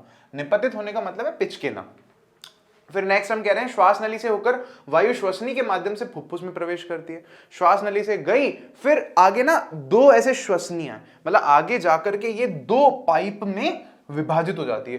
तो ये श्वसनी है और फिर फुफ्फुस की तरफ जाती है हवा। ठीक है, आगे देखो यहां पर कि श्वास नली आगे चलकर दो श्वसनियों में विभाजित हो रही है, दो श्वसनियां हैं और फिर ये श्वसनियां आगे चलकर खूब सारे पतले पतले पतले पतले पाइप में विभाजित हो जाती हैं। यहां देखो आप पतले पतले पतले खूब सारे पाइप हैं जिनको हम लोग अंग्रेजी में ब्रोंक्यूल्स बोलते हैं या इनको श्वसनिकाएं बोलते हैं। तो श्वास नली, फिर दो श्वसनी, फिर खूब सारी श्वसनिकाएं, और फिर उसके बाद ये जो हमने हवा ली है, हवा में ऑक्सीजन है और भी गैसेज हैं, ये सारी की सारी वायु कहां जाती है? कूपिकाओं की तरफ जाती है। यहां पर देखो ये कूपिकाओं की तरफ जाती है। कूपिका क्या है? गुब्बारे की तरह संरचना है, अभी देखेंगे अपन। तो इसमें क्या होता है, बाहर की तरफ से कूपिकाओं में आ रखी होती है खूब सारी रुधिर वाहिकाएं।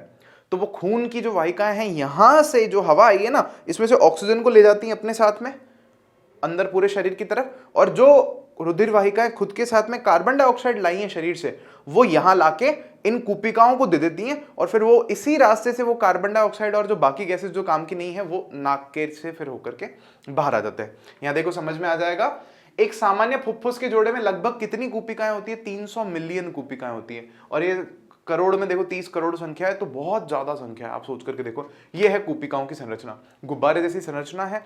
ये गुब्बारे जैसी संरचना से फायदा क्या मिलता है? सतही क्षेत्रफल बढ़ जाता है। मतलब बहुत सरल भाषा में समझें तो बहुत कम टाइम में बहुत ज्यादा ऑक्सीजन जो है इन कूपिकाओं से चली जाएगी रुधिर में, और रुधिर से बहुत ज्यादा ऑक्सीजन, कार्बन डाइऑक्साइड, रुधिर से बहुत ज्यादा कार्बन डाइऑक्साइड वो आ जाएगी किसमें?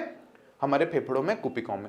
बहुत जल्दी हो जाएगा क्योंकि बहुत ज्यादा सतह पर हो रहा होगा, क्षेत्रफल बहुत ज्यादा होगा सतह का। इसलिए जब हम श्वास अंदर लेते हैं तो हमारी ये जो पसलियां है ना, ये ऊपर उठती हैं, और क्या होता है? डायफ्राम चपटा हो जाता है। ये जो नीचे डायफ्राम होता है ना, ये चपटा हो जाता है नीचे की तरफ। तो इससे क्या होता है? वक्ष गुहा जो है ना, अंदर जो जगह है फेफड़ों की जगह पर, वो ज्यादा फैल जाती है वक्ष गुहा। तो उससे क्या होता है? फेफड़े फूल जाते हैं एकदम एकदम मस्त ऐसे फूल जाते हैं, हवा लेकर भर जाते हैं एकदम। फिर क्या कह रहे हैं? अब कूपिकाओं में उपस्थित जो ऑक्सीजन है ना, जब ऐसा होता है श्वसन वर्णक के साथ जुड़ जाती है। कूपिकाओं में क्या होता है? जो ऑक्सीजन पहुंची है अब, तो वो खून जो बह रहा है ना हमारा, उस खून में एक चीज होती है श्वसन वर्णक, जिसको हम लोग हीमोग्लोबिन बोलते हैं। ठीक है, जिसको रेस्पिरेटरी पिगमेंट बोलते हैं अंग्रेजी में। तो ऑक्सीजन जाके इससे चिपक जाती है, बैठ जाती है जाके गाड़ी पे। तो वो गाड़ी कौन है? हीमोग्लोबिन है। तो ऑक्सीजन कूपिका से कूद करके सीधा जाके उस गाड़ी पे बैठ जाती है कि चलो, वो लेके जाता है ऑक्सीजन को पूरे शरीर में। तो फिर वहां से इस ऑक्सीजन को शरीर के सभी ऊतकों तक पहुंचाया जाता है।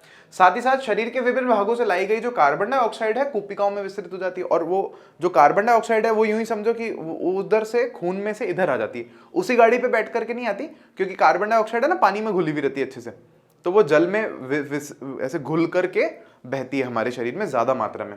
तो कार्बन डाइऑक्साइड कूपिकाओं में आ जाती है, यही लिखा है बस हम लोगों ने यहाँ पर, वह उसे श्वसनी, श्वास नली व नासाद्वार से बाहर निकाल दिया जाता है। तो इसको हम लोग क्या करते हैं? फाइनली जो कार्बन डाइऑक्साइड है उसको श्वसनिकाओं से, फिर श्वसनी में आती है, और फिर यहाँ पे जो हमारी श्वास नली है उसमें आती है, श्वास नली से होते हुए, नाक से होते हुए या मुंह से होते हुए बाहर निकाल देते हैं फाइनली। बड़ा सिंपल है। तो अब यहाँ पे थोड़ा बता भी रखा है कि मानव के शरीर में जो श्वसन वर्णक है वो हीमोग्लोबिन है। लाल रंग का लिखा है क्योंकि ये लाल रक्त कोशिकाओं में होता है, लाल रुधिर कणिकाओं में ही होता है हीमोग्लोबिन, और इसी से ऑक्सीजन चिपक करके चलती है। ऑक्सीजन की बंधुता इससे अच्छी है, बंधुता बोले तो फ्रेंडशिप इसके ऑक्सीजन से बहुत अच्छी है।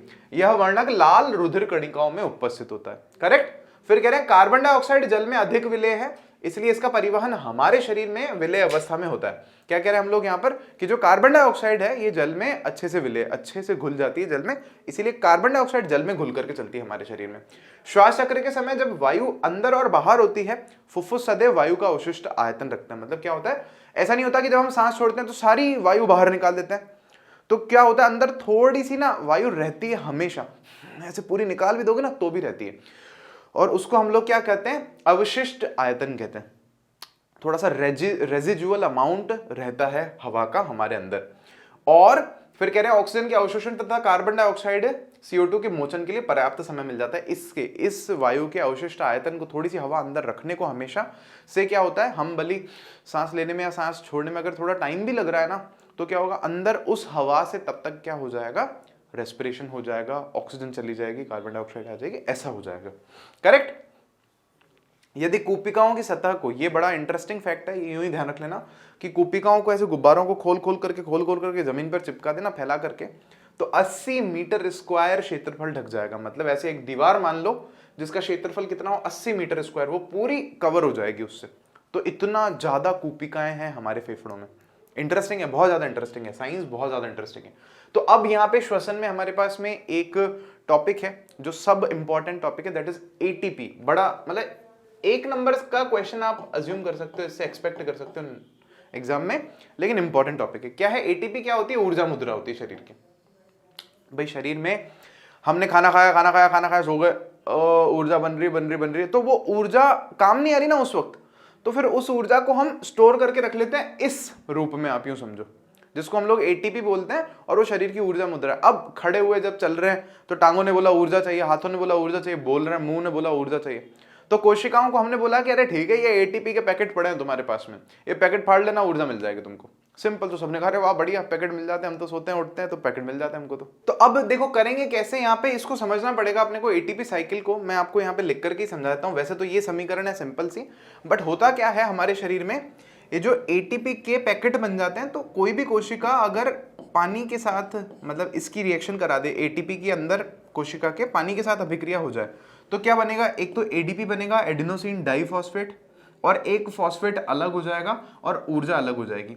अब जब भी श्वसन होगा ना, जब भी श्वसन होगा तो श्वसन से ऊर्जा बन रही है। जब भी मान लो हम सो रहे हैं, हम लोग रेस्ट कर रहे हैं, कुछ भी कर रहे हैं, तो श्वसन से ऊर्जा बन रही है, तो श्वसन से कुछ एक ऊर्जा आई।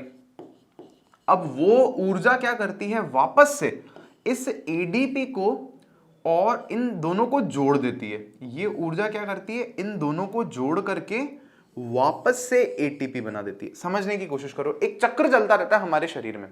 ATP के हमारे पास में क्या पड़े हैं, यौगिक पड़े हैं या जो भी है हमारे पास में पड़े हैं, पैकेट पड़े हैं। तो ATP क्या है, एडिनोसिन ट्राइफॉस्फेट, मतलब इसमें कोई एडिनोसिन नाम की चीज है, और 3 इसमें फॉस्फेट के हमारे पास में परमाणु जुड़े हुए हैं या कुछ और जुड़ा हुआ। फॉस्फेट परमाणु नहीं है, कोई यौगिक है, ऐसे समझ लो जुड़ा हुआ है। तो क्या होगा, 3 जुड़े हुए हैं।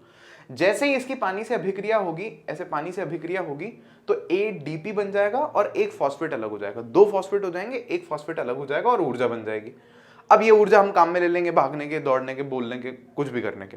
अब बाद में जब वापस से श्वसन होगा हमारे शरीर में, तो ये ऊर्जा तो खत्म हो गई, ये दोनों चीजें तो अभी भी हैं, तो क्या होगा, ये दोनों वापस से जुड़ेंगी। कौन जोड़ेगा इनको, ये ऊर्जा जो श्वसन से जो ऊर्जा आएगी ना, ये इन दोनों को वापस जोड़ देगी और ये वापस से ATP बना करके बैठ जाएंगे। तो वापस से जैसे ही शरीर को जरूरत पड़ेगी तो वो ऊर्जा आ जाएगी अपने पास में। यही चीज बुक में भी लिखी हुई है। श्वसन प्रक्रम में बनी ऊर्जा का उपयोग ADP तथा अकार्बनिक फॉस्फेट से ATP अणु बनाने में किया जाता है। जो श्वसन से ऊर्जा बन रही है ना, तो उसका उपयोग कहाँ किया जाता है, ADP को और फॉस्फेट को जोड़ करके ATP बनाने में किया जाता है। उसके बाद जब भी आवश्यकता होती है तब ATP अणु का उपयोग कर शरीर की विभिन्न क्रियाओं के लिए ऊर्जा प्राप्त की जाती है। फिर जब भी जरूरत है ATP को तोड़ा पानी के साथ में और अभिक्रिया हो गई, ऊर्जा मिल गई, अपन को ऊर्जा आ गई, भाग लिए, कूद लिए, बैठ लिए। सिंपल है, देखो बहुत सिंपल है, कोई दिक्कत वाली बात नहीं है। अब नेक्स्ट हमारा जो टॉपिक है दैट इज आवर मानव परिसंचरण तंत्र। दिल धक धक करने लगा है ना तो दिल धक धक, दिल ऐसा बिल्कुल भी नहीं होता, धोखा ही हुआ है मेरे साथ। तो मैं सच बताऊं, बचपन से लगता था दिल तो ऐसा ही होता होगा, दिल तो पागल है ना, हम भी पागल हैं, तुम भी पागल हो ऐसा ऐसे गाने होते हैं हमारी फिल्मों में। बड़ा इंटरेस्टिंग है। खैर सब कुछ, खैर छोड़ो, बॉलीवुड को भी साइड में रखते हैं अपन और अपन अपनी विज्ञान की किताब पर आ जाते हैं। तो क्या है, हम सरलता के लिए मानव परिसंचरण तंत्र को निम्न 3 भागों में विभाजित करते हैं। हमने हमारी इजी रखने के लिए, समझने के लिए, किताब में तो सब मिक्स में ऐसे खिचड़ी बना करके रख रखा है, बट मैं आपको बता रहा हूँ इस क्लास में, इस लेक्चर में हम जो भी देख रहे हैं ना, वो टू दी पॉइंट है।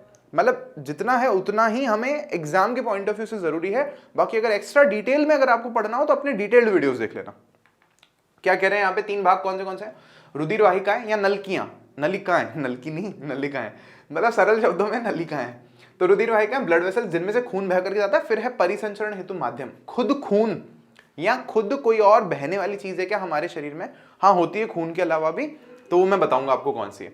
फिर तीसरा है हमारे पास में दिल, पंप करने वाली मशीन, धक धक करने वाली मशीन, तो वो खून को भेजने वाला है। तो 3 चीजों के बारे में अपन को यहां पर पढ़ना है। देखते हैं चलो। तो सबसे पहले रुधिर वाहिकाएं देख रहे हैं अपन। तो रुधिर वाहिकाएं 3 तरह की हैं। पहली है धमनी, या उसको अंग्रेजी में बोलते हैं आर्टरी। दूसरी है हमारे पास में शिराएं, पहली है धमनी, दूसरी है शिराएं। शिराओं को हिंदी में हम लोग बोलते हैं, इंग्लिश में बोलते हैं वीन्स, आर्टरीज एंड वीन्स। ये जो ऊपर ऊपर दिखती है ना, हमें ऐसा देखते हैं तो दिखती हैं ऐसा करके ऐसा करके, तो ये वीन्स होती हैं। और आर्टरीज थोड़ी गहराई में होती हैं। और तीसरी है केशिकाएं। तीसरी कौन सी है? केशिकाएं या कैपिलरीज। केशिका मतलब केश मतलब होता है बाल, तो बाल के जितनी पतली कोई है ना अगर, तो उसको हम लोग केशिका बोलते हैं, उस नलकी को।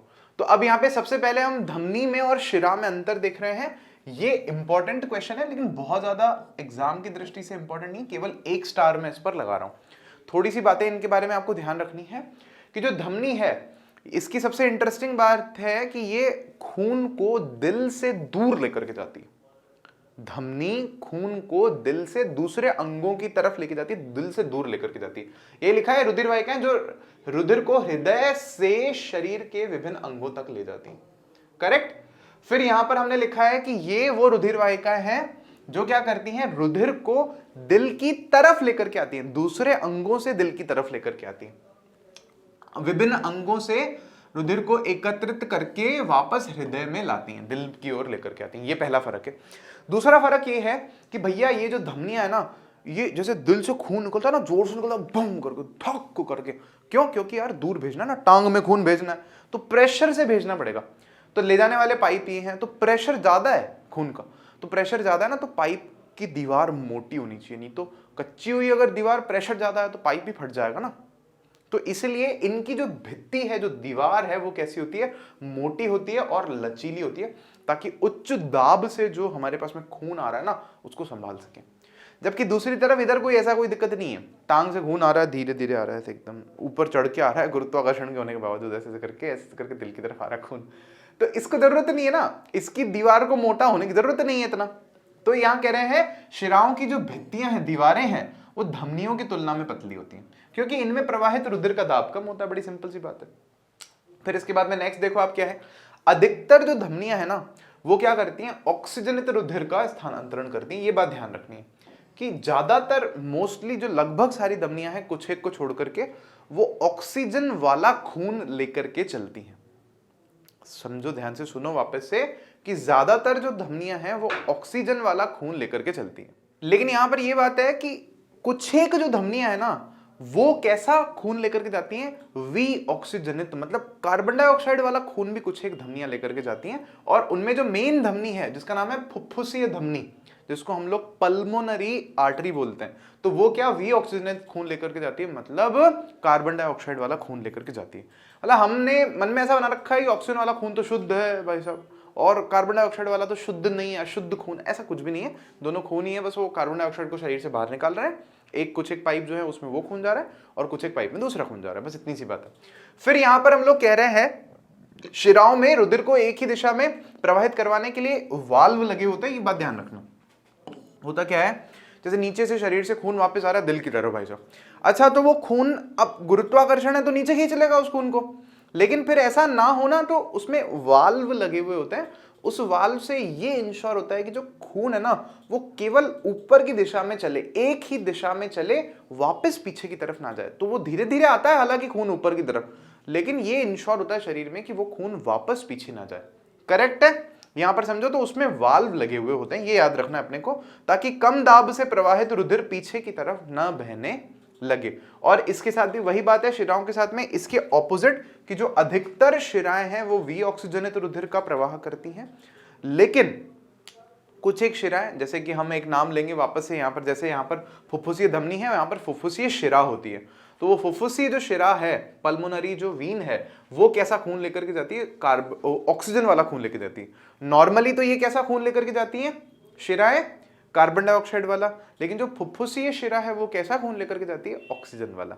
तो ये थोड़ा सा ध्यान रखना है। बढ़ सकते हैं आगे, तो सेकंड फिर थर्ड हमारे पास जो तरह की हैं वाहिकाएं, रुधिर वाहिकाएं, वो हैं केशिकाएं, जिनको हम लोग कैपिलरीज बोल रहे हैं। तो कैपिलरीज क्या है, धमनियों और शिराओं के बीच में मौजूद जो पाइप्स है ना, उनको हम लोग कैपिलरीज बोल रहे हैं या केशिकाएं बोल रहे हैं। तो केशिकाएं कैसी होती हैं, बहुत संकरी होती है, एकदम बाल जैसी पतली होती है, और इनकी भित्ति बिल्कुल इतनी पतली होती है, दीवार जो है इनकी, मतलब आप यूं मानो कि एक कोशिका है, यूं आप समझ लो इनकी दीवार एक कोशिका की बनी हुई होती है, इतनी पतली, जो धमनियों एवं शिराओं के मध्य स्थित होती है। ये समझ में आ गया अपने को।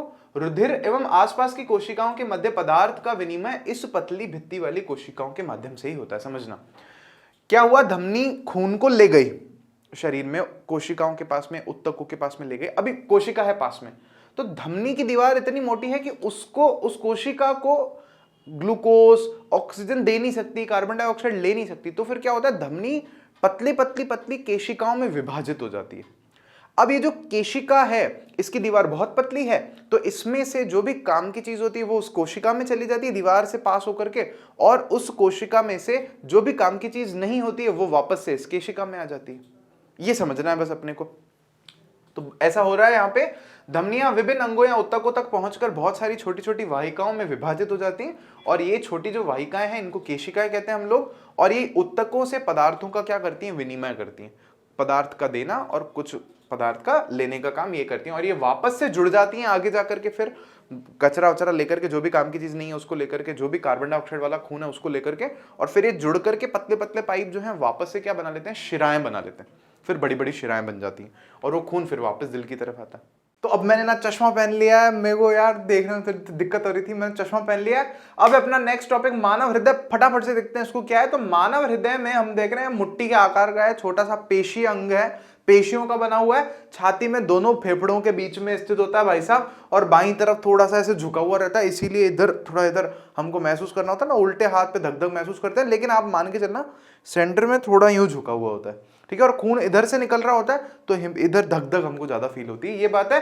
फिर कह रहे हैं ऑक्सीजन प्रचुर रुधिर को कार्बन डाइऑक्साइड युक्त रुधिर से मिलने से रोकने के लिए मानव हृदय को 4 कोष्ठकों में विभाजित कर रखा है हमने। बहुत सिंपल है, देखो हमारे शरीर में ना 2 तरह का खून है, एक ऑक्सीजन वाला खून है और दूसरा जो खून है वो कार्बन डाइऑक्साइड वाला खून है। तो दोनों मिले नहीं आपस में, दोनों अलग अलग रहे हृदय में, तो उसके लिए हमने हृदय में 4 कोष्ठ बना रखे हैं, 4 चेंबर्स हैं हमारे हार्ट के, अभी देखेंगे उनके बारे में हम लोग आगे। तो देखो ये वाला जो डायग्राम है आपके सामने, ये मैं बनाना पहले भी सिखा चुका हूं। कुछ एक स्टेप्स हैं कि पहले एक बेसिक शेप बनाएंगे, फिर एक टी शेप बनाएंगे, फिर एक उल्टा क्वेश्चन मार्क बनाएंगे, फिर यहाँ पे वी शेप बनाएंगे, यहाँ वी, यहाँ वी, यहाँ वी। तो ये कैसे बनता है ये मैं पूरा बता चुका हूं अभी। फिर उसके बाद में ये वाला भी उसको कॉम्प्लिकेटेड करके कि कहाँ से रुधिर कहाँ जाता है, कहाँ से निकलता है, कहाँ पहुंचता है शरीर में, ये वाला डायग्राम भी हम लोग बहुत अच्छे से बना चुके हैं। तो एक काम कर लेते हैं ना कि यहीं पर ही हम थोड़ा सा इसको समझ लेते हैं, फिर थ्योरी को देख लेते हैं। तो देखो क्या है डायग्राम में, बहुत सिंपल है। सबसे पहले जो हमारा चक्र है ना वो शुरू हम कर ही यहां से रहे। तो हमारे हृदय में आपको ना 4 कोष्ठक दिख रहे होंगे, एक तो ये रहा कोष्ठ, एक ये रहा, एक ये रहा, एक ये रहा।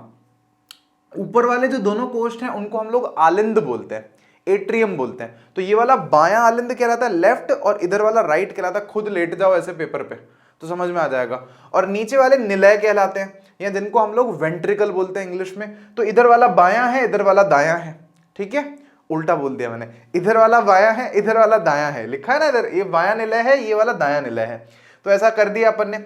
अभी क्या होता है, हम अपना सर्कल जो है, साइकिल जो है वो शुरू कर रहे हैं यहां से बाएं निलय से। होता क्या है, बाएं निलय में शुद्ध खून होता है, ऑक्सीजन वाला खून होता है। तो दिल ऐसे पंप करता है ना खून को जोर से, तो वो शुद्ध खून इस पाइप में से जाता है। ये क्वेश्चन मार्क वाला जो पाइप है ना, ऐसे घुमा हुआ है, जो ये ऊपर भी जा रहा है, इससे सर की तरफ खून हाथों की तरफ जा रहा होगा, फिर ऐसे पीछे से इसमें से घूम के पीछे से नलकी है, ये नीचे शरीर की तरफ जा रहा है, शरीर के अंगों की तरफ जा रहा है खून, ऑक्सीजन वाला खून है। अब शरीर की तरफ जा रहा है, फिर ये खून किससे जाएगा, तो ये है हमारी धमनी। और ये जो बड़ी वाली धमनी है ना, इसको हम लोग क्वेश्चन मार्क वाली उसको बोलते हैं महाधमनी। वाह वाह वाह, महाधमनी लिखा है हमने, कहाँ लिखा है, देखो ये रहा महाधमनी लिखा है हमने यहाँ पर ऊपर। तो ये महाधमनी है, ये खून को ले गई आगे। तो छोटी छोटी धमनियों में विभाजित हो जाएगी। फिर वो छोटी छोटी धमनियां जो है आगे जाकर के केशिकाएं बना लेंगी। ये देखो केशिका, ये रहा लिखा है अपन ने केशिका, पतली पतली एकदम केशिकाएं। केशिकाएं क्या करेंगी, उत्तकों को ले जाकर के खून दे देंगी।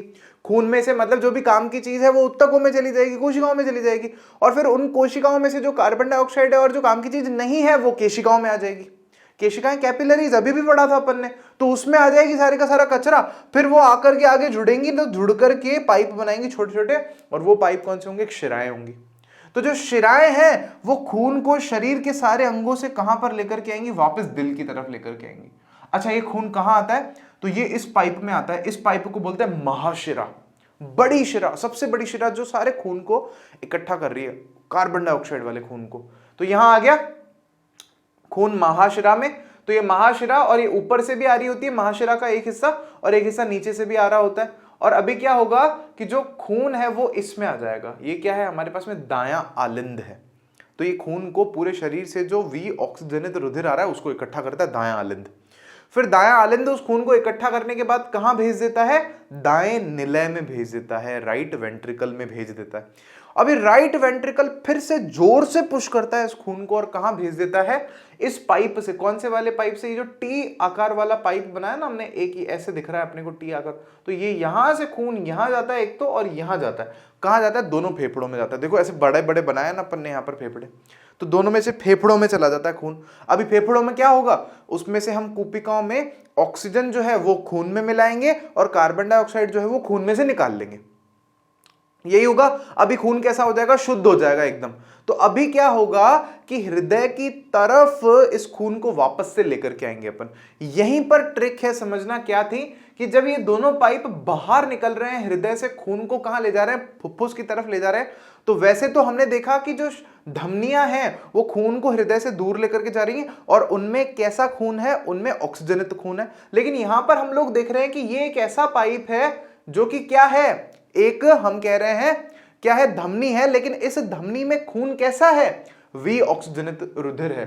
तो इस धमनी का नाम कुछ और हमने दिया है, और इसका नाम हमने दिया है फुफ्फुस धमनी। ये देखो यहां पर हरे रंग से लिखा है, ये जो टी वाला पाइप है इसका नाम है फुफ्फुस धमनी, मतलब ये फेफड़े की तरफ धमनी ले जाने वाली है खून, तो इसका नाम दे दिया फुफ्फुस धमनी। और फुफ्फुस धमनी इकलौती ऐसी धमनी है जो कैसा खून लेकर के जाती है, आगे बोलो कैसा लेकर के जाती है, वी ऑक्सीजनित कार्बन डाइऑक्साइड वाला, धमनी होने के बावजूद कार्बन डाइऑक्साइड वाला खून ले जाती है। और फिर खून वहां पर शुद्ध हो जाता है, ऑक्सीजन आ जाती है उस खून में, फिर वो खून दिल की तरफ वापस आता है। तो वापस कहां से आता है, तो इन पाइप से आता है, इधर से आता है, इधर से, इधर से आता है, इधर से आता है, इधर से आता है, इधर से पीछे से होकर के इस वाले जगह में आता है। कौन से, बाएं आलिंद में, बाएं आलिंद में। और जो पाइप लेकर आते हैं ना, अब ये पाइप क्योंकि रुधिर को हृदय के पास लेकर के आ रहे हैं, तो ये शिराएं हैं, लेकिन इनमें कैसा खून है, ऑक्सीजन वाला खून है, उल्टा। तो इसको नाम फिर हमने चेंज कर दिया, इसका नाम हमने दे दिया फुफ्फुस शिरा। फुफ्फुस शिरा वो शिरा है जो शिरा है खून को पास में ला रही है, किसके, हृदय के, लेकिन फिर भी वो खून कैसा है, यहां पर ऑक्सीजन वाला है, इसीलिए इसका नाम हमने दिया है फुफ्फुस शिरा। तो ये आलिंद में आ गया खून, वापस से शुद्ध खून, फिर इस शुद्ध खून को ऑक्सीजन वाले को क्या करेगा, वापस डालेगा नीचे बाएं निलय में, और फिर यहां से वही चक्र पूरा चालू हो जाएगा जो अभी अभी हमने समझा। यही चीज लिखी हुई देखेंगे अपन। ये चित्र हमें किताब में दे रखा है, आप बना सकते हो तो ये बना लो, कोई दिक्कत नहीं है। ये थोड़ा सा मेरे को कॉम्प्लिकेटेड लगता है, तो उसको बनाने का ट्रिक बता रखी है मैंने, उसका लिंक आपको डिस्क्रिप्शन में मिल जाएगा कि मानव हृदय कैसे बनाए। ठीक है, सिंपल है। तो ये आप चाहो तो बना सकते हो। देखो क्या लिखा है हमने यहाँ पर, बायां आलिंद है, बायां आलिंद क्या कर रहा है, रुधिर को फुफ्फुस से एकत्रित करता है। ठीक है, फुफ्फुस से एकत्रित करता है एवं बाएं निलय की ओर भेज देता है। बहुत सिंपल है। बायां निलय क्या करता है, यह ऑक्सीजनित रुधिर को शरीर के विभिन्न भागों की ओर भेज देता है। बायां निलय सबसे तेज ही यही फेंक के मारता है, धक, यहां सुनोगे ना, इधर जोर जोर से सुनाई देगा, तो बहुत प्रेशर से ये आगे खून को भेजता है। फिर हम कह रहे हैं दायां आलिंद क्या करता है भैया, पूरे शरीर से जो रुधिर आ रहा है उसको शिराओं के माध्यम से इकट्ठा कर लेता है। यही लिखा है देखो, शरीर में आने वाले वी ऑक्सीजनित रुधिर को एकत्रित करता है एवं दाएं निलय की ओर भेज देता है। चौथा क्या है, दायां निलय, यह वी ऑक्सीजनित रुधिर को फुफ्फुस की तरफ भेजता है। वी ऑक्सीजनित रुधिर को नीचे आता है खून, इसमें से इसमें जाता है, दायां आलिंद में से दाएं निलय में, और फिर ये उसको पंप करके फेफड़ों की तरफ भेज देता है। कैसे खून को, बिना ऑक्सीजन वाले खून को। सिंपल है। नेक्स्ट देखो क्रियाविधि, तो बहुत सिंपल है। हृदय धमनियों के माध्यम से बाएं निलय में भरे ऑक्सीजनित रुधिर को शरीर के विभिन्न अंगों तक पहुंचता है। दिल जो है धमनियों की हेल्प से खून को धक्का मारता है, तो धमनियों में से निकल करके खून कहां से जाता है, देखो हमने लिखा है बाएं निलय से शरीर के अंगों में जाता है, बाएं निलय से यहां लिखा है अपन ने। फिर उसके बाद क्या होता है, जब अंगों के पास में पहुंच जाता है तो जो धमनियां हैं वो अलग अलग छोटी छोटी पतली पतली केशिकाओं में विभाजित हो जाती हैं। ये केशिकाओं है, केशिकाओं कर लेना, में विभाजित हो जाती हैं, जिनके माध्यम से ऑक्सीजन व अन्य जो पोषक तत्व हैं, जो काम का सामान है, वो कोशिकाओं में चला जाता है। और साथ ही साथ में क्या होता है कि जो केशिकाएं हैं वो अपशिष्ट पदार्थ को उन कोशिकाओं से खुद के अंदर ले लेती हैं। केशिकाएं ऐसा करती हैं, एकत्रित करके पुनः जुड़ने लगती हैं, और ये केशिकाएं छोटी छोटी जुड़ करके क्या करती हैं, शिराओं का निर्माण कर लेती हैं, या हम लोग बोले तो वीन्स बना लेती हैं, वीन्स अंग्रेजी में। फिर इसके बाद में महाशिराएं, शिराएं जुड़ के महाशिराएं बना देती हैं। तो महाशिराएं क्या करती है, वी ऑक्सीजनित जो रुधिर है बिना ऑक्सीजन वाला, उसको दाएं आलिंद तक लेकर के आती है, राइट एट्रियम तक, जहां से क्या होता है, यह रुधिर दाएं निलय में प्रवेश करता है।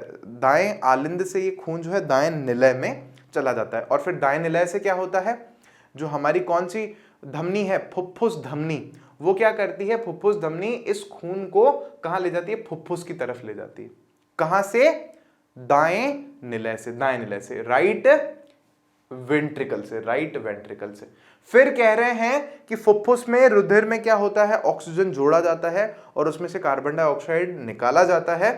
और अब इस ऑक्सीजनित रुधिर को कौन सी शिरा, फुफ्फुस शिरा जो है, खूब सारी फुफ्फुस शिराएं हैं, ये कहां लाती हैं, वापस हृदय में लाती हैं। हृदय में कहां लाती हैं, तो ये इस बार बाएं आलिंद में लाती हैं, लेफ्ट एट्रियम में लाती हैं, बाएं आलिंद में उस खून को प्रवेश दिला देती हैं। तो इस तरह से दोहरा संचरण लगातार चलता रहता है। दोहरा संचरण क्यों बोल रहे हैं, आप नोटिस करोगे कि हमारे इस सर्कल में एक बार चक्कर पूरा करने में रुधिर को दिल में 2 बार आना पड़ रहा है, तो इसीलिए इसको डबल सर्कुलेशन या दोहरा संचरण हम लोग कहते हैं। अच्छा, कैसे है, थोड़ा सा भी एक ये चित्र है ना, इसके जैसा अगर हमें बनाना है एग्जाम में, स्केमेटिक डायग्राम इसको बोलते हैं। यहाँ पर आप देखोगे ना, विनिमय का व्यवस्थात्मक निरूपण अगर आपको एग्जाम में बोले तो ऐसा डायग्राम बनाना होता है। और इतना भी कॉम्प्लिकेटेड नहीं बनाना, सिंपल भी बना सकते हो बिल्कुल एकदम ऐसे करके, कि जैसे मान लो ये दिल बना दिया हमने, ये इसके 4 टुकड़े कर दिए हमने।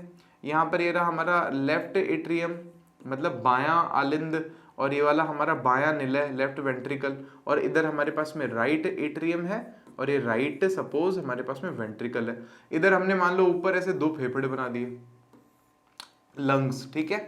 और फिर हम यहाँ पे कैसे समझा रहे हैं कि सपोज करो भैया, जो ऑक्सीजनेटेड ब्लड है वो यहाँ से निकल रहा है, और वो कहाँ जा रहा है, बॉडी ऑर्गन्स में जा रहा है। और फिर यहाँ पर ये जो हमारी आर्टरीज हैं, ये पतली पतली किन में, कैपिलरीज में, केशिकाओं में विभक्त हो रही हैं।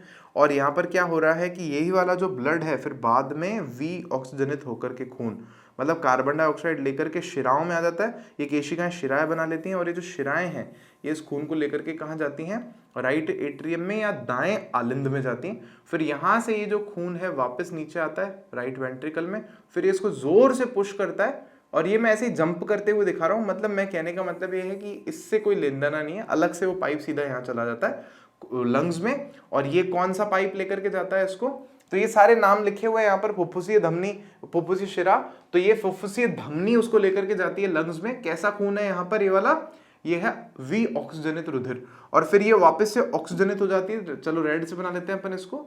तो ये खून अब फुफ्फुसीय शिरा कहाँ लेकर के आती है, राइट वेंट्रिकल में लेके आती है। फिर ये खून यहाँ आता है और यहाँ से ये साइकिल वापस चल जाता है। तो इसमें नाम बाकी आप वापस से लिख लेना, बट ऐसा डब्बे डब्बे भी बना सकते हो, व्यवस्थात्मक निरूपण अगर बोले तो ऐसा एकदम डिट्टो बनाने की जरूरत नहीं है, समझने वाली बात है। बढ़ रहे हैं नेक्स्ट। तो इसके बाद हम देख रहे हैं परिसंचरण हेतु माध्यम, कि भैया अभी हमने पढ़ लिया कि जो हमारे वाहन के लिए, मतलब हमारे पास में जो वाहिकाएं हैं, धमनियां, शिराएं और केशिकाएं, पहले उनके बारे में देख लिया। फिर हमने देख लिया कि जो पंप है हमारे शरीर में, हृदय, उसके बारे में समझ लिया। अब हम लोग परिसंचरण हेतु मीडियम क्या है, माध्यम क्या है हमारे पास में, वो देख रहे हैं। तो क्या कह रहे हैं हम लोग कि भैया यह एक तरल एवं गतिशील संयोजी उत्तक है, वह जंतु परिसंचरण तंत्र का हिस्सा है। किसकी बात कर रहे हैं, जो भी परिसंचरण के लिए हमारे पास में माध्यम है, इसे हमने दो भागों में बांट रखा है। एक तो होता है हमारे पास में रुधिर और दूसरा होता है लसिका। तो पहले हम लोग बात करने वाले हैं रुधिर की, फिर बात करेंगे बाद में लिम्फ की। तो रुधिर के लिए देखो अपन, रुधिर का पीएच हमारे शरीर में कितना है, तो ऑलमोस्ट 7.4 के अराउंड हमारे पास में पीएच है हमारे रुधिर का, मतलब क्षारकीय है। रुधिर के फिर आगे दो भाग हैं, देखो कौन से। पहला है हमारे पास में प्लाज्मा या प्लविका इसको हम लोग बोलते हैं, या रक्त प्लाज्मा इसको बोलते हैं। तो रुधिर का 55% यही होती है। और फिर दूसरा भाग है हमारे पास में रुधिर कोशिकाएं या लाल रक्त कणिका, ऐसे बोलते हैं ना, कणिका, रक्त कणिकाएं। अभी लाल रक्त कणिका भी आएगी। और 45% ये कोशिकाएं होती है, कणिकाएं छोटी छोटी होती है। और ये प्लविका प्लाज्मा देख लिया अपन ने। तो इसमें आप देखोगे कि ना ये जो रक्त कणिकाएं हैं ये फिर 3 तरह की होती हैं, ठीक है। पहली है हमारे पास में लाल रक्त कणिका, दूसरी है श्वेत रक्त कणिका, और तीसरे हैं बिंबाणु, ये जिनको हम लोग प्लेटलेट्स बोलते हैं।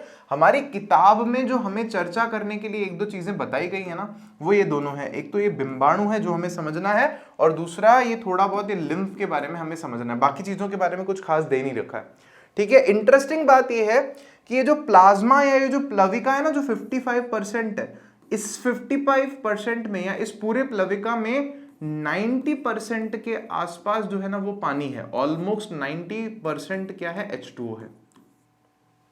इसी में कार्बन डाइऑक्साइड डिसॉल्व रहती है, हार्मोन्स जो आते हैं या जो बाकी पोषक तत्व हैं जो शरीर में खून में घुले हुए रहते हैं वो इसी में ही रहते हैं। और ये जो सारी रक्त कणिकाएं हैं ये भी इसी में ही फैली हुई होती है, बह रही होती है। इंटरेस्टिंग है। तो देखते हैं अपन आगे, देखते हैं क्या क्या अपने को गिवन है। तो प्लाज्मा के बारे में ही थोड़ा सा पहले अपन देख रहे हैं, तो क्या क्या पॉइंट्स है। प्लाज्मा रक्त का कैसा है, पीले रंग का तरल घटक है, जिसमें पूरे रक्त की जो हमारे पास में कोशिकाएं है ना, ये निलंबित रहती है, मतलब फैली हुई रहती है। मतलब बह प्लाज्मा रहा है, उसमें रक्त कोशिकाएं फैली हुई हैं, लाल रक्त कोशिकाएं, सफेद रक्त कोशिकाएं, बिंबाणु, ये सब उसमें फैले हुए हैं। इसका अधिकतर अंश कितना होता है, जल होता है। कितना, लगभग 90 से 92% इसमें जल है। इसमें 8 से 10% क्या होते हैं, कार्बनिक और अकार्बनिक पदार्थ होते हैं, जैसे प्रोटीन, शर्कराएं, ग्लूकोज वगैरह जो है। अब जो इंटरेस्टिंग बात है, थक्का जमने वाले कारक, खैर ये अभी आगे आएंगे बिंबाणु के केस में, तो थक्का जमने वाले कारक भी इसी में ही बह करके जा रहे होते हैं। खनिज, हार्मोन, कार्बन डाइऑक्साइड आदि, ये सब इसमें बह करके जा रहा होता है। अभी थक्का जमाने वाले पे आएंगे, टेंशन मत लो। तो ये प्लाज्मा के बारे में हमें बहुत हल्का सा ही ध्यान रखना कि भैया 55% है और उसमें 95% पानी है, सिंपल। अब ये बिंबाणु इंपॉर्टेंट है, ठीक है। तो बिंबाणु को समझना, यह केंद्रक रहित क्या है, गोल अंडाकार वर्ण रहित कोशिकाएं है ना। ये कोशिकाओं के टुकड़े, इवन कोशिकाएं नहीं है, ये इंटरेस्टिंग बात है ये वाली। ये कोशिकाओं के टुकड़े होते हैं, ये सबसे छोटी होती है, ये लाल रक्त कणिकाओं से भी छोटे छोटे टुकड़े, फ्रेगमेंट्स ऑफ सेल ऐसा बोलते हैं। फिर कह रहे हैं रुधिर में इनकी मात्रा कितनी होती है, 2 लाख से 4 लाख प्रति मिलीमीटर क्यूब। मतलब 1 मिलीमीटर क्यूब का इतना छोटा सा डब्बा बनाओ, उसमें जितना खून आ जाता है, मतलब लगभग 1 बूंद खून में ये इतने होते हैं। भाई बहुत ज्यादा नंबर है, ठीक है, इसमें पढ़ना नहीं अपन को। यह रुधिर में थक्का जमाने में महत्वपूर्ण भूमिका निभाते हैं। ये पॉइंट हमारी किताब में दे रखा है, ये बहुत इंपॉर्टेंट पॉइंट है। कहीं चोट लग जाती है, खून बहने लग जाता है, तो वो खून रुकता कब है, कब रुकता है वो खून, जब क्या होता है, थोड़ी सी देर में ये बिंबाणु वहां पर पहुंच जाते हैं रुधिर में से, थक्का जाम कर देते हैं, ट्रैफिक जाम कर देते हैं, और बाकी खून को आगे आने नहीं देते, कहते चलो पीछे चलो, पुलिस वालों की तरह काम करते हैं ये। तो ये चीज हमें बुक में दे रखी है, जिसके बारे में हमें ध्यान देना है। और इनका जीवन काल फिर हमने कहा है कि 9 से 10 दिन होता है। अच्छा ठीक है। वायु के संपर्क में आते ही ये टूट जाता है, जैसे ही कहीं चोट लगती है खून बाहर आता है, तो जैसे ही बिंबाणु बाहर आते हैं तो वायु के संपर्क में आते ही खुल जाते हैं। कहते हैं भाई गलत जगह आ गए अपन, तो ये रास्ता बंद करो यहाँ से। तो कह रहे टूट करके रसायन उत्सर्जित करते जो चोट वाले स्थान पर रक्त का थक्का बनाने में सहायक होते हैं, जिससे रक्त स्राव रुक जाता है। थक्का बना देते हैं, ब्लड क्लॉट बना देते हैं, और खून बहना रुक जाता है। ये इंपॉर्टेंट है, ध्यान रखना। नेक्स्ट क्या है हमारे पास में, लसिका या लिम्फ। ये इंपॉर्टेंट चीज अपने को बुक में दे रखी है, समझना। तो ये क्या है, अपने को बोल रहा है कि भैया केशिकाओं की भित्ति में उपस्थित छिद्रों द्वारा कुछ प्लाज्मा, प्रोटीन तथा रुधिर कोशिकाओं से बाहर निकलकर उत्तक के अंतर कोशिकीय अवकाश में आ जाते हैं तथा उत्तक तरल या लसिका का निर्माण करते हैं। यार समझो क्या है ये, तो भाषा पता नहीं क्या क्या बोलता है। तो कि भैया क्या हो रहा है, खून बह रहा है हमारे शरीर में, तो वो खून ना काफी सारी कोशिकाओं में, केशिकाओं से होकर के जाता है। पतली पतली केशिकाएं हैं, उनसे फिर कहां जा रहा है, कोशिकाओं में जा रहा है, फिर कोशिकाओं से अपशिष्ट इन केशिकाओं में आ रहा है। तो होता क्या है, जब ये आदान प्रदान हो रहा होता है ना पतली नलकी के बीच में एकदम और कोशिकाओं के बीच में, तो थोड़ा सामान जो है इनका वो बीच में ही गिर जाता है, कोशिकाओं के बीच में जो खाली जगह है ना कोशिकाओं के बीच में खूब सारी, उसमें गिर जाता है, अंतर कोशिकीय अवकाश में जो खाली जगह वहां गिर जाता है। तो ऐसा तो बहुत जगह पर होता है। तो वो फिर कहाँ जाएगा सारा का सारा? अब वो खून में तो जा नहीं पाया, शिराओं में तो पहुंच नहीं पाया, शिराओं में जाना था उस अपशिष्ट को मान लो या जो भी है उसको खून में मिलना है अंत में जाकर के। तो हमारे शरीर में क्या और भी ऐसी नालियों की व्यवस्था है या नलकियों की व्यवस्था है, आप यूं समझ लो रास्तों की व्यवस्था है, जिनसे बीच बीच में कोशिकाओं के गिरा हुआ ऐसा जो पदार्थ है, रसायन है ना, ये सारा बह बह करके इकट्ठा होता है। तो ये जो सारा पदार्थ है यही क्या है, लसिका या लिम्फ कहलाता है। तो जैसे खून बहने के लिए पूरी व्यवस्था है हमारे पास में, धमनियां और शिराएं हैं, वैसे ही इसके बहने के लिए भी हमारे पास में लिम्फेटिक वेसल्स होती हैं या लसिका वाहिकाएं होती हैं। तो वही बता रहे हैं ये कैसा है, देखो हल्के पीले रंग का होता है, तरल संयोजी उत्तक है, ये भी रुधिर भी तरल संयोजी उत्तक है, ये भी वही है। यह रुधिर के प्लाज्मा की तरह होता है, जैसे रुधिर में प्लाज्मा है ना जिसमें पानी का भाग बहुत ज्यादा है, तो ये वैसे ही है, लेकिन इसमें प्रोटीन कम होते हैं, उसमें प्रोटीन काफी होते हैं। फिर कह रहे हैं लसिका के प्रवाह के लिए लसिका केशिका है, ठीक है, पतली पतली जो पाइप हैं वो इसको लेकर के जा रही हैं अगर, तो उसको लसिका केशिका बोल रहे हैं हम लोग, जो आपस में जब मिलकर के आगे वो क्या बनाती है, लसिका वाहिका बनाती है। और अंत में ये लसिका वाहिका सारी ऐसे पदार्थ को इकट्ठा करके जो अपनी सही जगह पहुंच नहीं पाया उसको ले जाके वापस शिरा में ले जाके डाल देती है, कहती है लो अपने बच्चे तुम छोड़ के आ गए थे, पीछे गिर गए थे, संभालो इनको। तो लास्ट में ये शिराओं में ही खुलती है जाकर के। पची हुई तथा शुद्रांत्र द्वारा अवशोषित वसा का वहन लसिका द्वारा होता है, ये एक इंपॉर्टेंट पॉइंट है। पची हुई वसा का वहन कौन करता है, तो हमें ध्यान देना है ये लसिका करती है, ये रुधिर में नहीं होता वहन, ये किसमें होता है, लसिकाओं में होता है। करेक्ट, सिंपल, ध्यान रखना इसको थोड़ा सा। बढ़ रहे हैं आगे। Now our next topic is पादपों में संवहन। जल्दी जल्दी अंत के करीब आ रहे हैं। तो पादपों में संवहन क्या दो तरह से होता है, हमको पता है बहुत अच्छे से कि पादपों में दो तरह के संवहनी उत्तक हैं, एक है जाइलम और एक है फ्लोएम। जाइलम जो है पानी पादप में ले जाने के लिए जिम्मेदार होता है और पानी है ना एक ही डायरेक्शन में जाता है। तो पहले हम लोग वही देख रहे हैं, जल एवं उसमें विलेय खनिज लवणों की ऊपरी मुखी गति इसी माध्यम से होती है। क्या होता है, जल और उसमें घुलने वाले जो भी लवण है वो सारे क्या होते हैं, जड़ में से आते हैं पादप में और ऊपर की तरफ चलते हैं। तो ये एक ही दिशा में होती है ये वाली गति जाइलम से। तो इसको बोला ना हमने ऊपरी मुखी गति, केवल ऊपर की तरफ होती है, नीचे से ऊपर की दिशा में। पानी केवल पादप में नीचे से ऊपर की दिशा में जाता है। अच्छा, इसको ले जाने के पीछे कौन से कारक हैं, तो जो सबसे इंपॉर्टेंट फोर्स इसके पीछे काम करता है वो है वाष्पोत्सर्जन, या इसको इंग्लिश में हम लोग बोलते हैं ट्रांसपिरेशन या ट्रांसपिरेशनल पुल भी कह सकते हो। तो सूरज की रोशनी में ऊपर से क्या होता है, खिंचाव होता है पानी पे, भाप बनती है ना, पानी ऊपर से पत्ती के उड़ जाता है ऐसा करके, तो बहुत एक पुल क्रिएट हो जाता है, तो वो नीचे से खींच लाता है पानी को, इतना पावरफुल फोर्स होता है ये वाला। तो अधिकतर 80% तक जो जल है वो वाष्पोत्सर्जन से ऊपर खींचता है, ऐसा हम लोग सोच सकते हैं, जिसके द्वारा पादप अपनी जड़ों से प्राप्त नमी को जलवाष्प के रूप में अपनी पत्तियों से, जो पादप है जलवाष्प जो है उसको अपनी पत्तियों से रंध्रों के जरिए, जो रंध्र हैं, जो छेद है उसमें स्टोमाटा जो है उनके जरिए वायुमंडल में निकाल देते हैं। ठीक है, फिर हम आगे कह रहे हैं रात के समय, अब वाष्पोत्सर्जन तो होगा नहीं क्योंकि सूरज ही नहीं है रात को, तो फिर रात के समय क्या होता है, मूल दाब काम करता है। तो ये भी एक तरह का बल है जो पानी को आगे धक्का देता है जड़ में।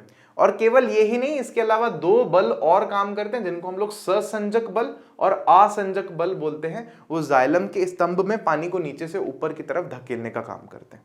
सिंपल है, बहुत सिंपल है। फिर इसके बाद में नेक्स्ट है कि जो वाष्पोत्सर्जन है ना, ये ताप नियमन में या टेम्परेचर रेगुलेशन में भी हेल्प करता है। समझने वाली बात है कि भैया पानी बाहर निकालता जाता है ना, जैसे हमारे शरीर में पसीना आता है, तो पसीना आता है तो शरीर ठंडा होता है, मतलब वो गर्मी को बाहर निकालता है शरीर की पसीना। तो इसीलिए यहां पर भी पानी जब बाहर निकाल रहा है ना, तो उसके टेम्परेचर को कम कर देता है, गर्मी को पानी लेकर के चला जाता है, यूं समझना अपन को। फिर इसके बाद में है फ्लोएम। तो फ्लोएम क्या करता है, खाने पीने को लेकर के जाता है। समझ रहे हो इस बात को? जैसे ये हमारे पास में एक क्या है, गाजर है। तो गाजर कैसे उगती है, हम सबको पता है कि ना, ऐसे ये जो भाग है ये जमीन के अंदर रहता है। गाजर जो हम खाते हैं, पत्तियां बाहर निकली हुई होती हैं। तो होता क्या है, प्रकाश संश्लेषण तो इन पत्तियों में होता है, तो जो खाना बनता है वो तो नीचे भी जाता है ना, गाजर फिर उसी से तो बन रही है।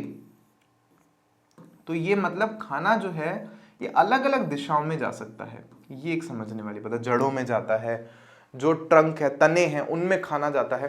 तो ये वाली जो गति है ना, ये दोनों दिशाओं में हो सकती है, मतलब ऊपर भी हो सकती है, नीचे भी हो सकती है, दाएं बाएं तो हो ही सकती है, उसमें कोई दिक्कत वाली बात नहीं। तो भोजन तथा दूसरे पदार्थों का स्थानांतरण फ्लोएम उत्तक द्वारा होता है, ठीक है। और इससे हम लोग स्थानांतरण या ट्रांसलोकेशन कहते हैं। ये एक अच्छा परिभाषा पूछी जा सकती है एग्जाम में।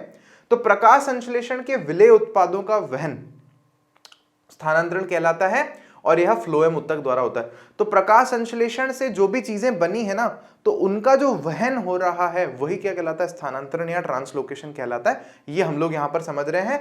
देन वी से यह पदार्थ विशेष रूप से जड़ के भंडारण अंगों, फलों, बीजों तथा वृद्धि वाले अंगों में ले जाया जाता है। तो ये जो खाने पीने के पदार्थ है, इसको कहां कहां ले जाते हैं, जड़ के भंडारण अंगों में, कि भैया अभी तो आप रखो जड़ के पास में, बाद में काम में आएगा तो और ले लेंगे, आप भी अपने काम में ले लो। जड़ के भंडारण अंगों में, फलों में इसको लेकर के जाया जाता है, बीजों में जाता है, तथा वृद्धि वाले अंगों में भी इसको लेकर के हम लोग जाते हैं। फिर नेक्स्ट कह रहे हैं हम लोग यहाँ पर उत्सर्जन क्या, थैंक यू सो मच से, और रामचंद्र की जय, आज के आनंद की जय हो। पढ़ रहे हैं आगे। उत्सर्जन आखिरी टॉपिक है हमारा इस चैप्टर का। ये चैप्टर खत्म ही नहीं हो रहा है यार, वन शॉट में, इतना बड़ा वन शॉट है इसका। चलो देखो, कोई दिक्कत नहीं। उत्सर्जन क्या होता है, उपापचयी अभिक्रियाओं में हमारे शरीर में उपचयन और अपचयन दो तरह की अभिक्रियाएं। एक छोटी सी बात इंटरप्ट करके बीच में बताता हूं आप लोगों को कि मैंने थोड़े से पार्ट्स कम किए, जो एग्जाम में पूछे जाने लायक नहीं है वो चीजें मैंने यहां नहीं रखी। बाकी है ये चैप्टर बहुत डिटेल में, आप पढ़ सकते हो इसको। वापस से आता हूं इधर। उपापचयी क्रियाओं में उपचयन और अपचयन की दो तरह की क्रियाएं हो रही है हमारे शरीर में। तो इनमें क्या होता है, कुछ एक अवांछित पदार्थ बनते हैं जो हमारे काम के नहीं है, वेस्ट प्रोडक्ट बनते हैं जो हमारे काम के नहीं है। तो उन अवांछित पदार्थों को शरीर से बाहर निकालने की प्रक्रिया को ही हम लोग उत्सर्जन कहते हैं या एक्सक्रीशन बोलते हैं।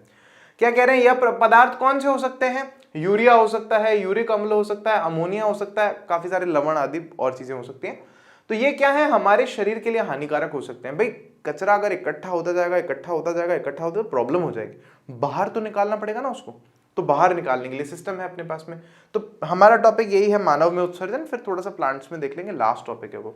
तो मानव में उत्सर्जन, ये डायग्राम हम बनाना सीख चुके हैं। क्या क्या है मानव उत्सर्जन में, तो ये संरचना है, इधर ये सब कुछ लिखा हुआ है, मैं नीचे झुक करके दिखा देता हूँ वीडियो रोक के देख लेना।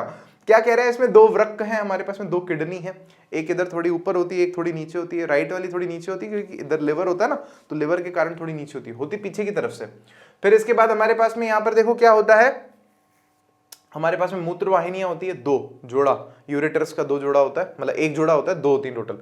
फिर ये जाकर के कहां जुड़ती है, ये मूत्राशय है जिसमें टॉयलेट आकर के इकट्ठा हो जाता है। और फिर मूत्राशय के आगे मूत्र मार्ग होता है छोटा सा, पुरुषों में शिशन होता है, महिलाओं में नहीं होता है, पीनस जो है। तो वहां से टॉयलेट करके हम सारा टॉयलेट को बाहर निकाल देते हैं। तो टॉयलेट बनता कहां पर है, किडनी में बनता है, ठीक है। तो ये संरचना लिखी हुई है, क्या कहां पर है, क्या कैसे है, किसको अंग्रेजी में क्या कहते हैं, हिंदी में क्या कहते हैं।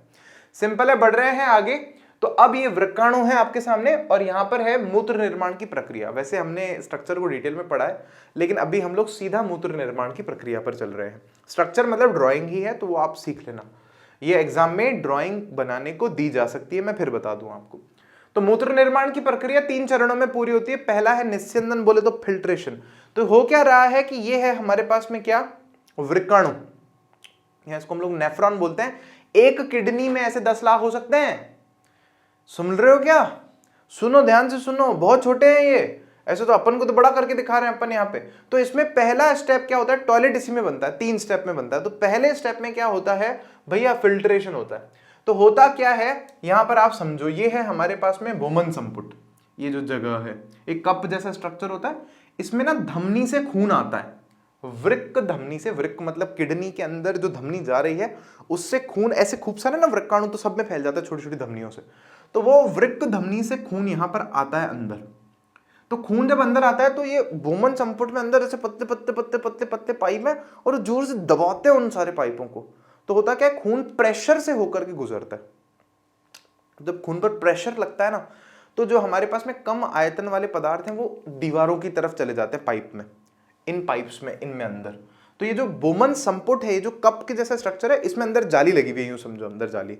तो जो हल्के हल्के पदार्थ होते हैं ना, प्रोटीन प्रोटीन, वो सारे अंदर चले जाते हैं ऐसे अंदर। फिर पाइप है ऐसे, उस पाइप में उतर जाते हैं। और यही प्रारंभिक हमारे पास में क्या होता है, टॉयलेट होता है, प्राइमरी यूरिन जिसको हम लोग बोलते हैं।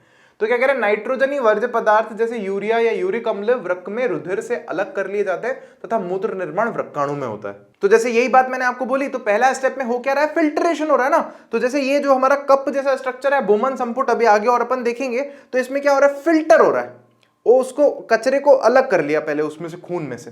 तो यही लिखा है अपन ने, यूरिया और यूरिक अम्ल को वृक्क में रुधिर से अलग कर लिया अपन ने, छान लिया, निस्यंद का मतलब छान लिया अपन ने।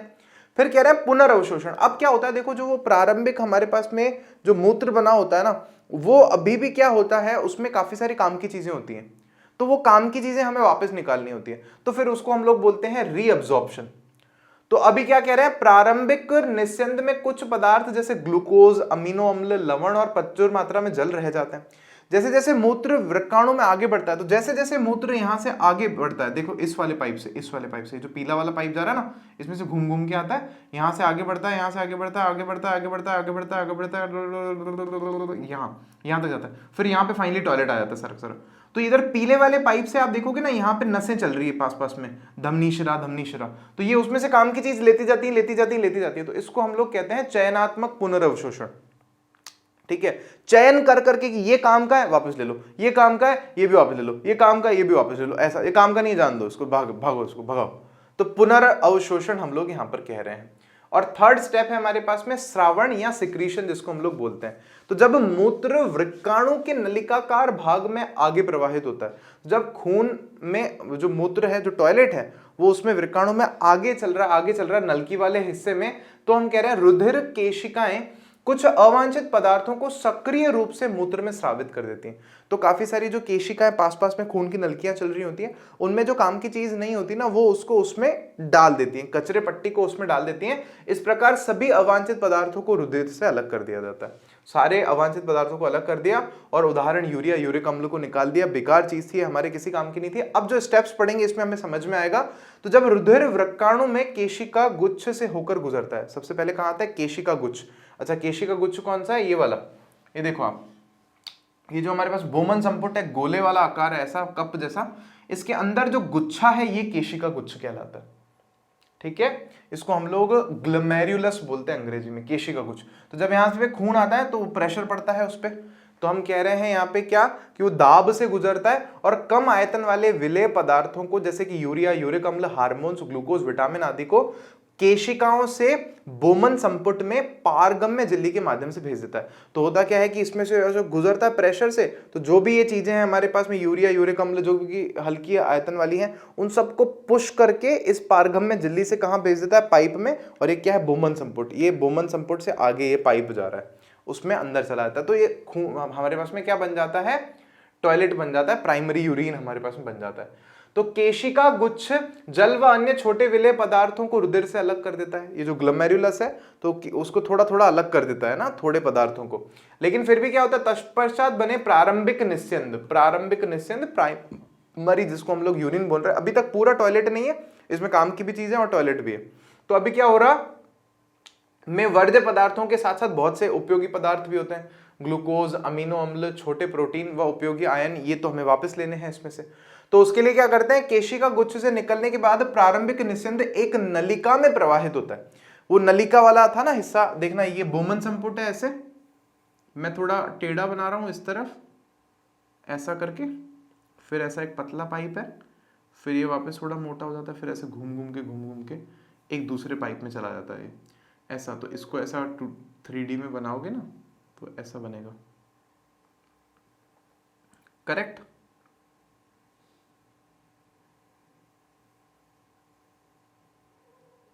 और ये एक दूसरे पाइप में चला गया, तो ये पाइप लो मैंने ऐसे बना दिया, तो ये टॉयलेट को इकट्ठा करता है। तो कह रहा है ये नलिकाकार भाग में आगे बढ़ता है ना, जैसे जैसे जो प्रारंभिक निस्यंद है, जो टॉयलेट है, वो बन करके आ गया है। तो क्या कह रहे हैं, प्रवाहित होता है, जैसे वृक्काणु का नलिकाकार भाग कहते हैं। ये पूरा भाग यहां से लेकर ये ऐसे जो चल रहा है पाइप वाला, इसको हम लोग वृक्काणु का नलिकाकार भाग कहते हैं। ठीक है, जैसे जैसे प्रारंभिक मूत्र आगे बढ़ता है, उसमें से आवश्यक पदार्थों का चयनित पुनरावशोषण हो जाता है, सेलेक्टिव रीअब्जॉर्प्शन हो जाता है। समझना कैसे, इसके साथ साथ में ना यहाँ पे धमनियां, शिराएं जो है वो चलती रहती हैं ऐसा। तो ये क्या करती हैं, यहां से काम की जो चीज होती है उसको वापस लेती रहती हैं ऐसा। ये समझना है हमें। यहाँ पे ये मैं काफी रफ डायग्राम बना रहा हूं, पहले अच्छे से बनाए हैं अपन। तो काम की चीज को वापस लेते रहते हैं अपन लोग, तथा श्रावण प्रक्रिया के माध्यम से अनावश्यक पदार्थों को सक्रिय रूप से केशिकाओं द्वारा वृकाणुओं के नलिकाकार भाग में डाला जाता है। और साथ ही साथ में क्या होता है, अनावश्यक पदार्थ जो है इस खून में, उसको वापस वापस वापस इन नलिकाकार भाग में डाला जाता है, टॉयलेट में डाला जाता है। और फिर फाइनली जो टॉयलेट है वो इसमें इस लास्ट वाले पाइप में इकट्ठा हो जाता है, और इसमें ना और भी वृकाणुओं में से जो फाइनल यूरिन है वो आकर के इकट्ठा होता है। अंततः मूत्र संग्राहक वाहिनी, इस पाइप को हम लोग संग्राहक वाहिनी, कलेक्टिंग डक्ट बोलते हैं, में जाकर एकत्रित हो जाता है, जहां से इसे मूत्र वाहिनी में ले जाया जाता है। और फाइनली यहां से इसको मूत्र वाहिनी में, जो किडनी से बाहर निकल रहे थे पाइप, ये सारी जो ऐसी संग्राहक वाहिनियां हैं, सारा टॉयलेट इकट्ठा करके उसमें ले जाती हैं, यूरेटर में जो हमारे पास मूत्र वाहिनियां हैं उनमें ले जाती हैं। फिर मूत्र वाहिनियां उसको हमारे यूरिनरी ब्लेडर में ले जाती हैं, और फिर ब्लेडर से उसको मूत्र मार्ग से होकर के हम उसको बाहर निकाल देते हैं। सिंपल है। अब लास्ट हमारा टॉपिक है पादपों में अपशिष्ट उत्पाद। Thank you thank you thank you बने रहने के लिए सफर में। तो कह रहे हैं पादपों में श्वसन, प्रकाश संश्लेषण और अन्य उपापचयी जो अभिक्रिया होती हैं, उपचयन और अपचयन की जो अभिक्रिया होती हैं, उनमें बहुत सारे अपशिष्ट पदार्थों का निर्माण होता है। पादपों में दो गैसीय अपशिष्ट पदार्थ कौन से होते हैं? ऑक्सीजन गैसीय अपशिष्ट पदार्थ, ऑक्सीजन और कार्बन डाइऑक्साइड। ये इंटरेस्टिंग बात है, पादप में दोनों अपशिष्ट की तरह बनते हैं। ऑक्सीजन कब बनता है? जब प्रकाश संश्लेषण करता है पादप। और कार्बन डाइऑक्साइड कब बनता है? जब पादप खुद श्वसन कर रहा होता है। तो पादप में दोनों चीजें बनती हैं, ये इंटरेस्टिंग बात है। तो पादप में इन गैसीय जो पदार्थ है, अपशिष्ट है, इनको बाहर कैसे निकालता है? तो वो तो रंध्रों से निकलता है, विसरण होकर के छेद से बाहर आ जाता है। जो ज्यादा गैस होती है, जो कम होती है वो अंदर चली जाती है, सिंपल सी बात है। तो ये तो विसरण से हो जाता है। और क्या है देखें, पादपों में अधिक मात्रा में जल अगर बनता है ना, तो वो वाष्पोत्सर्जन से हमने पढ़ा था, जाइलम से ऊपर जाता है तो सूरज की रोशनी में बाहर खींच जाता है सारा का सारा, तो उसमें कोई दिक्कत नहीं है। और इसके अलावा फलों व तनों की सतहों से भी वो वाष्पोत्सर्जित हो जाता है, रंध्रों से भी होता है और फलों की सतह वगैरह से भी एक्स्ट्रा पानी जो है वो वाष्पोत्सर्जित हो जाता है। अब इंटरेस्टिंग बात बस ये है कि इसके अलावा पादपों में उपापचयी अभिक्रियाओं के समय कार्बनिक अपशिष्ट पदार्थों का भी निर्माण होता है। ठीक है, ये अपशिष्ट पदार्थ अलग अलग रूपों में पादप के भिन्न भिन्न अंगों में इकट्ठे हो जाते हैं, अलग अलग भागों में पादप के। जैसे क्या है, उदाहरण है राल है, रेजिन जिसको हम लोग बोलते हैं, गोंद है, लेटेक्स है, टेनिन है। ये पादपों के अलग अलग अंगों में इकट्ठे हो जाते हैं। जैसे कि पादप की छाल में, जैसे है ना अपन बोलते हैं ना अर्जुन की छाल है, नीम की छाल है, तो वो भी पादप के लिए तो एक तरह से क्या है, वेस्ट पदार्थ है जिससे पादप छुटकारा पाना चाह रहा है। और पत्तियों में इकट्ठे हो जाते हैं, तनों में इकट्ठे हो जाते हैं। ठीक है, जिन्हें पादप स्वयं से अलग कर लेते हैं। कई पादप संचित अपशिष्ट पदार्थों को मृदा में भी निष्कासित कर देते हैं। काफी सारे पादप वो पत्ती गिरा देते हैं अपशिष्ट पदार्थ की, जो राल गिरा देंगे, छाल जो है उनकी वो गिरा देंगे, या मिट्टी में अपशिष्ट पदार्थ डाल देंगे अपना जो भी होगा। या काफी सारे पादप जो है वो पानी में अपना जो उनका एक्सक्रीशन होता है उसको डाल देते हैं। तो जलीय पादप अपशिष्ट पदार्थों को विसरण के द्वारा पानी में ही निकाल देते हैं, पानी में ही उसको बाहर निकाल देते हैं। तो अलग अलग मतलब पादपों में क्या है, उत्सर्जन के लिए विशिष्ट अंग नहीं है, कोई किडनी नहीं है उसके पास में, कोई ब्लेडर नहीं है। वो क्या करेगा, अलग अलग भागों में उसको इकट्ठा कर लेगा, फिर उन भागों को ही अलग कर लेगा। जैसे पत्तियां झड़ती हैं तो वो इसीलिए झड़ती हैं, ये रीजन था। थैंक यू सो मच, आत्मा को शांति आई। ये सच में बहुत बड़ा मुझे लग रहा है वन शॉट बना है। मिलते हैं आपसे नेक्स्ट वीडियो में। इसको शेयर कीजिएगा, इस मेहनत को सफल बनाइएगा हमारी और आपकी। और ये cut to the crux knowledge था इस चैप्टर का, जिसमें से क्वेश्चंस आना बनते हैं। अब इसके अपन MCQs वगैरह लाने की कोशिश करेंगे आपके साथ में। चलिए bye bye, thank you so much. और जो भी आपकी रिक्वेस्ट है आप उनको कमेंट्स में लिखिए। मिलते हैं आपसे और वीडियोस में।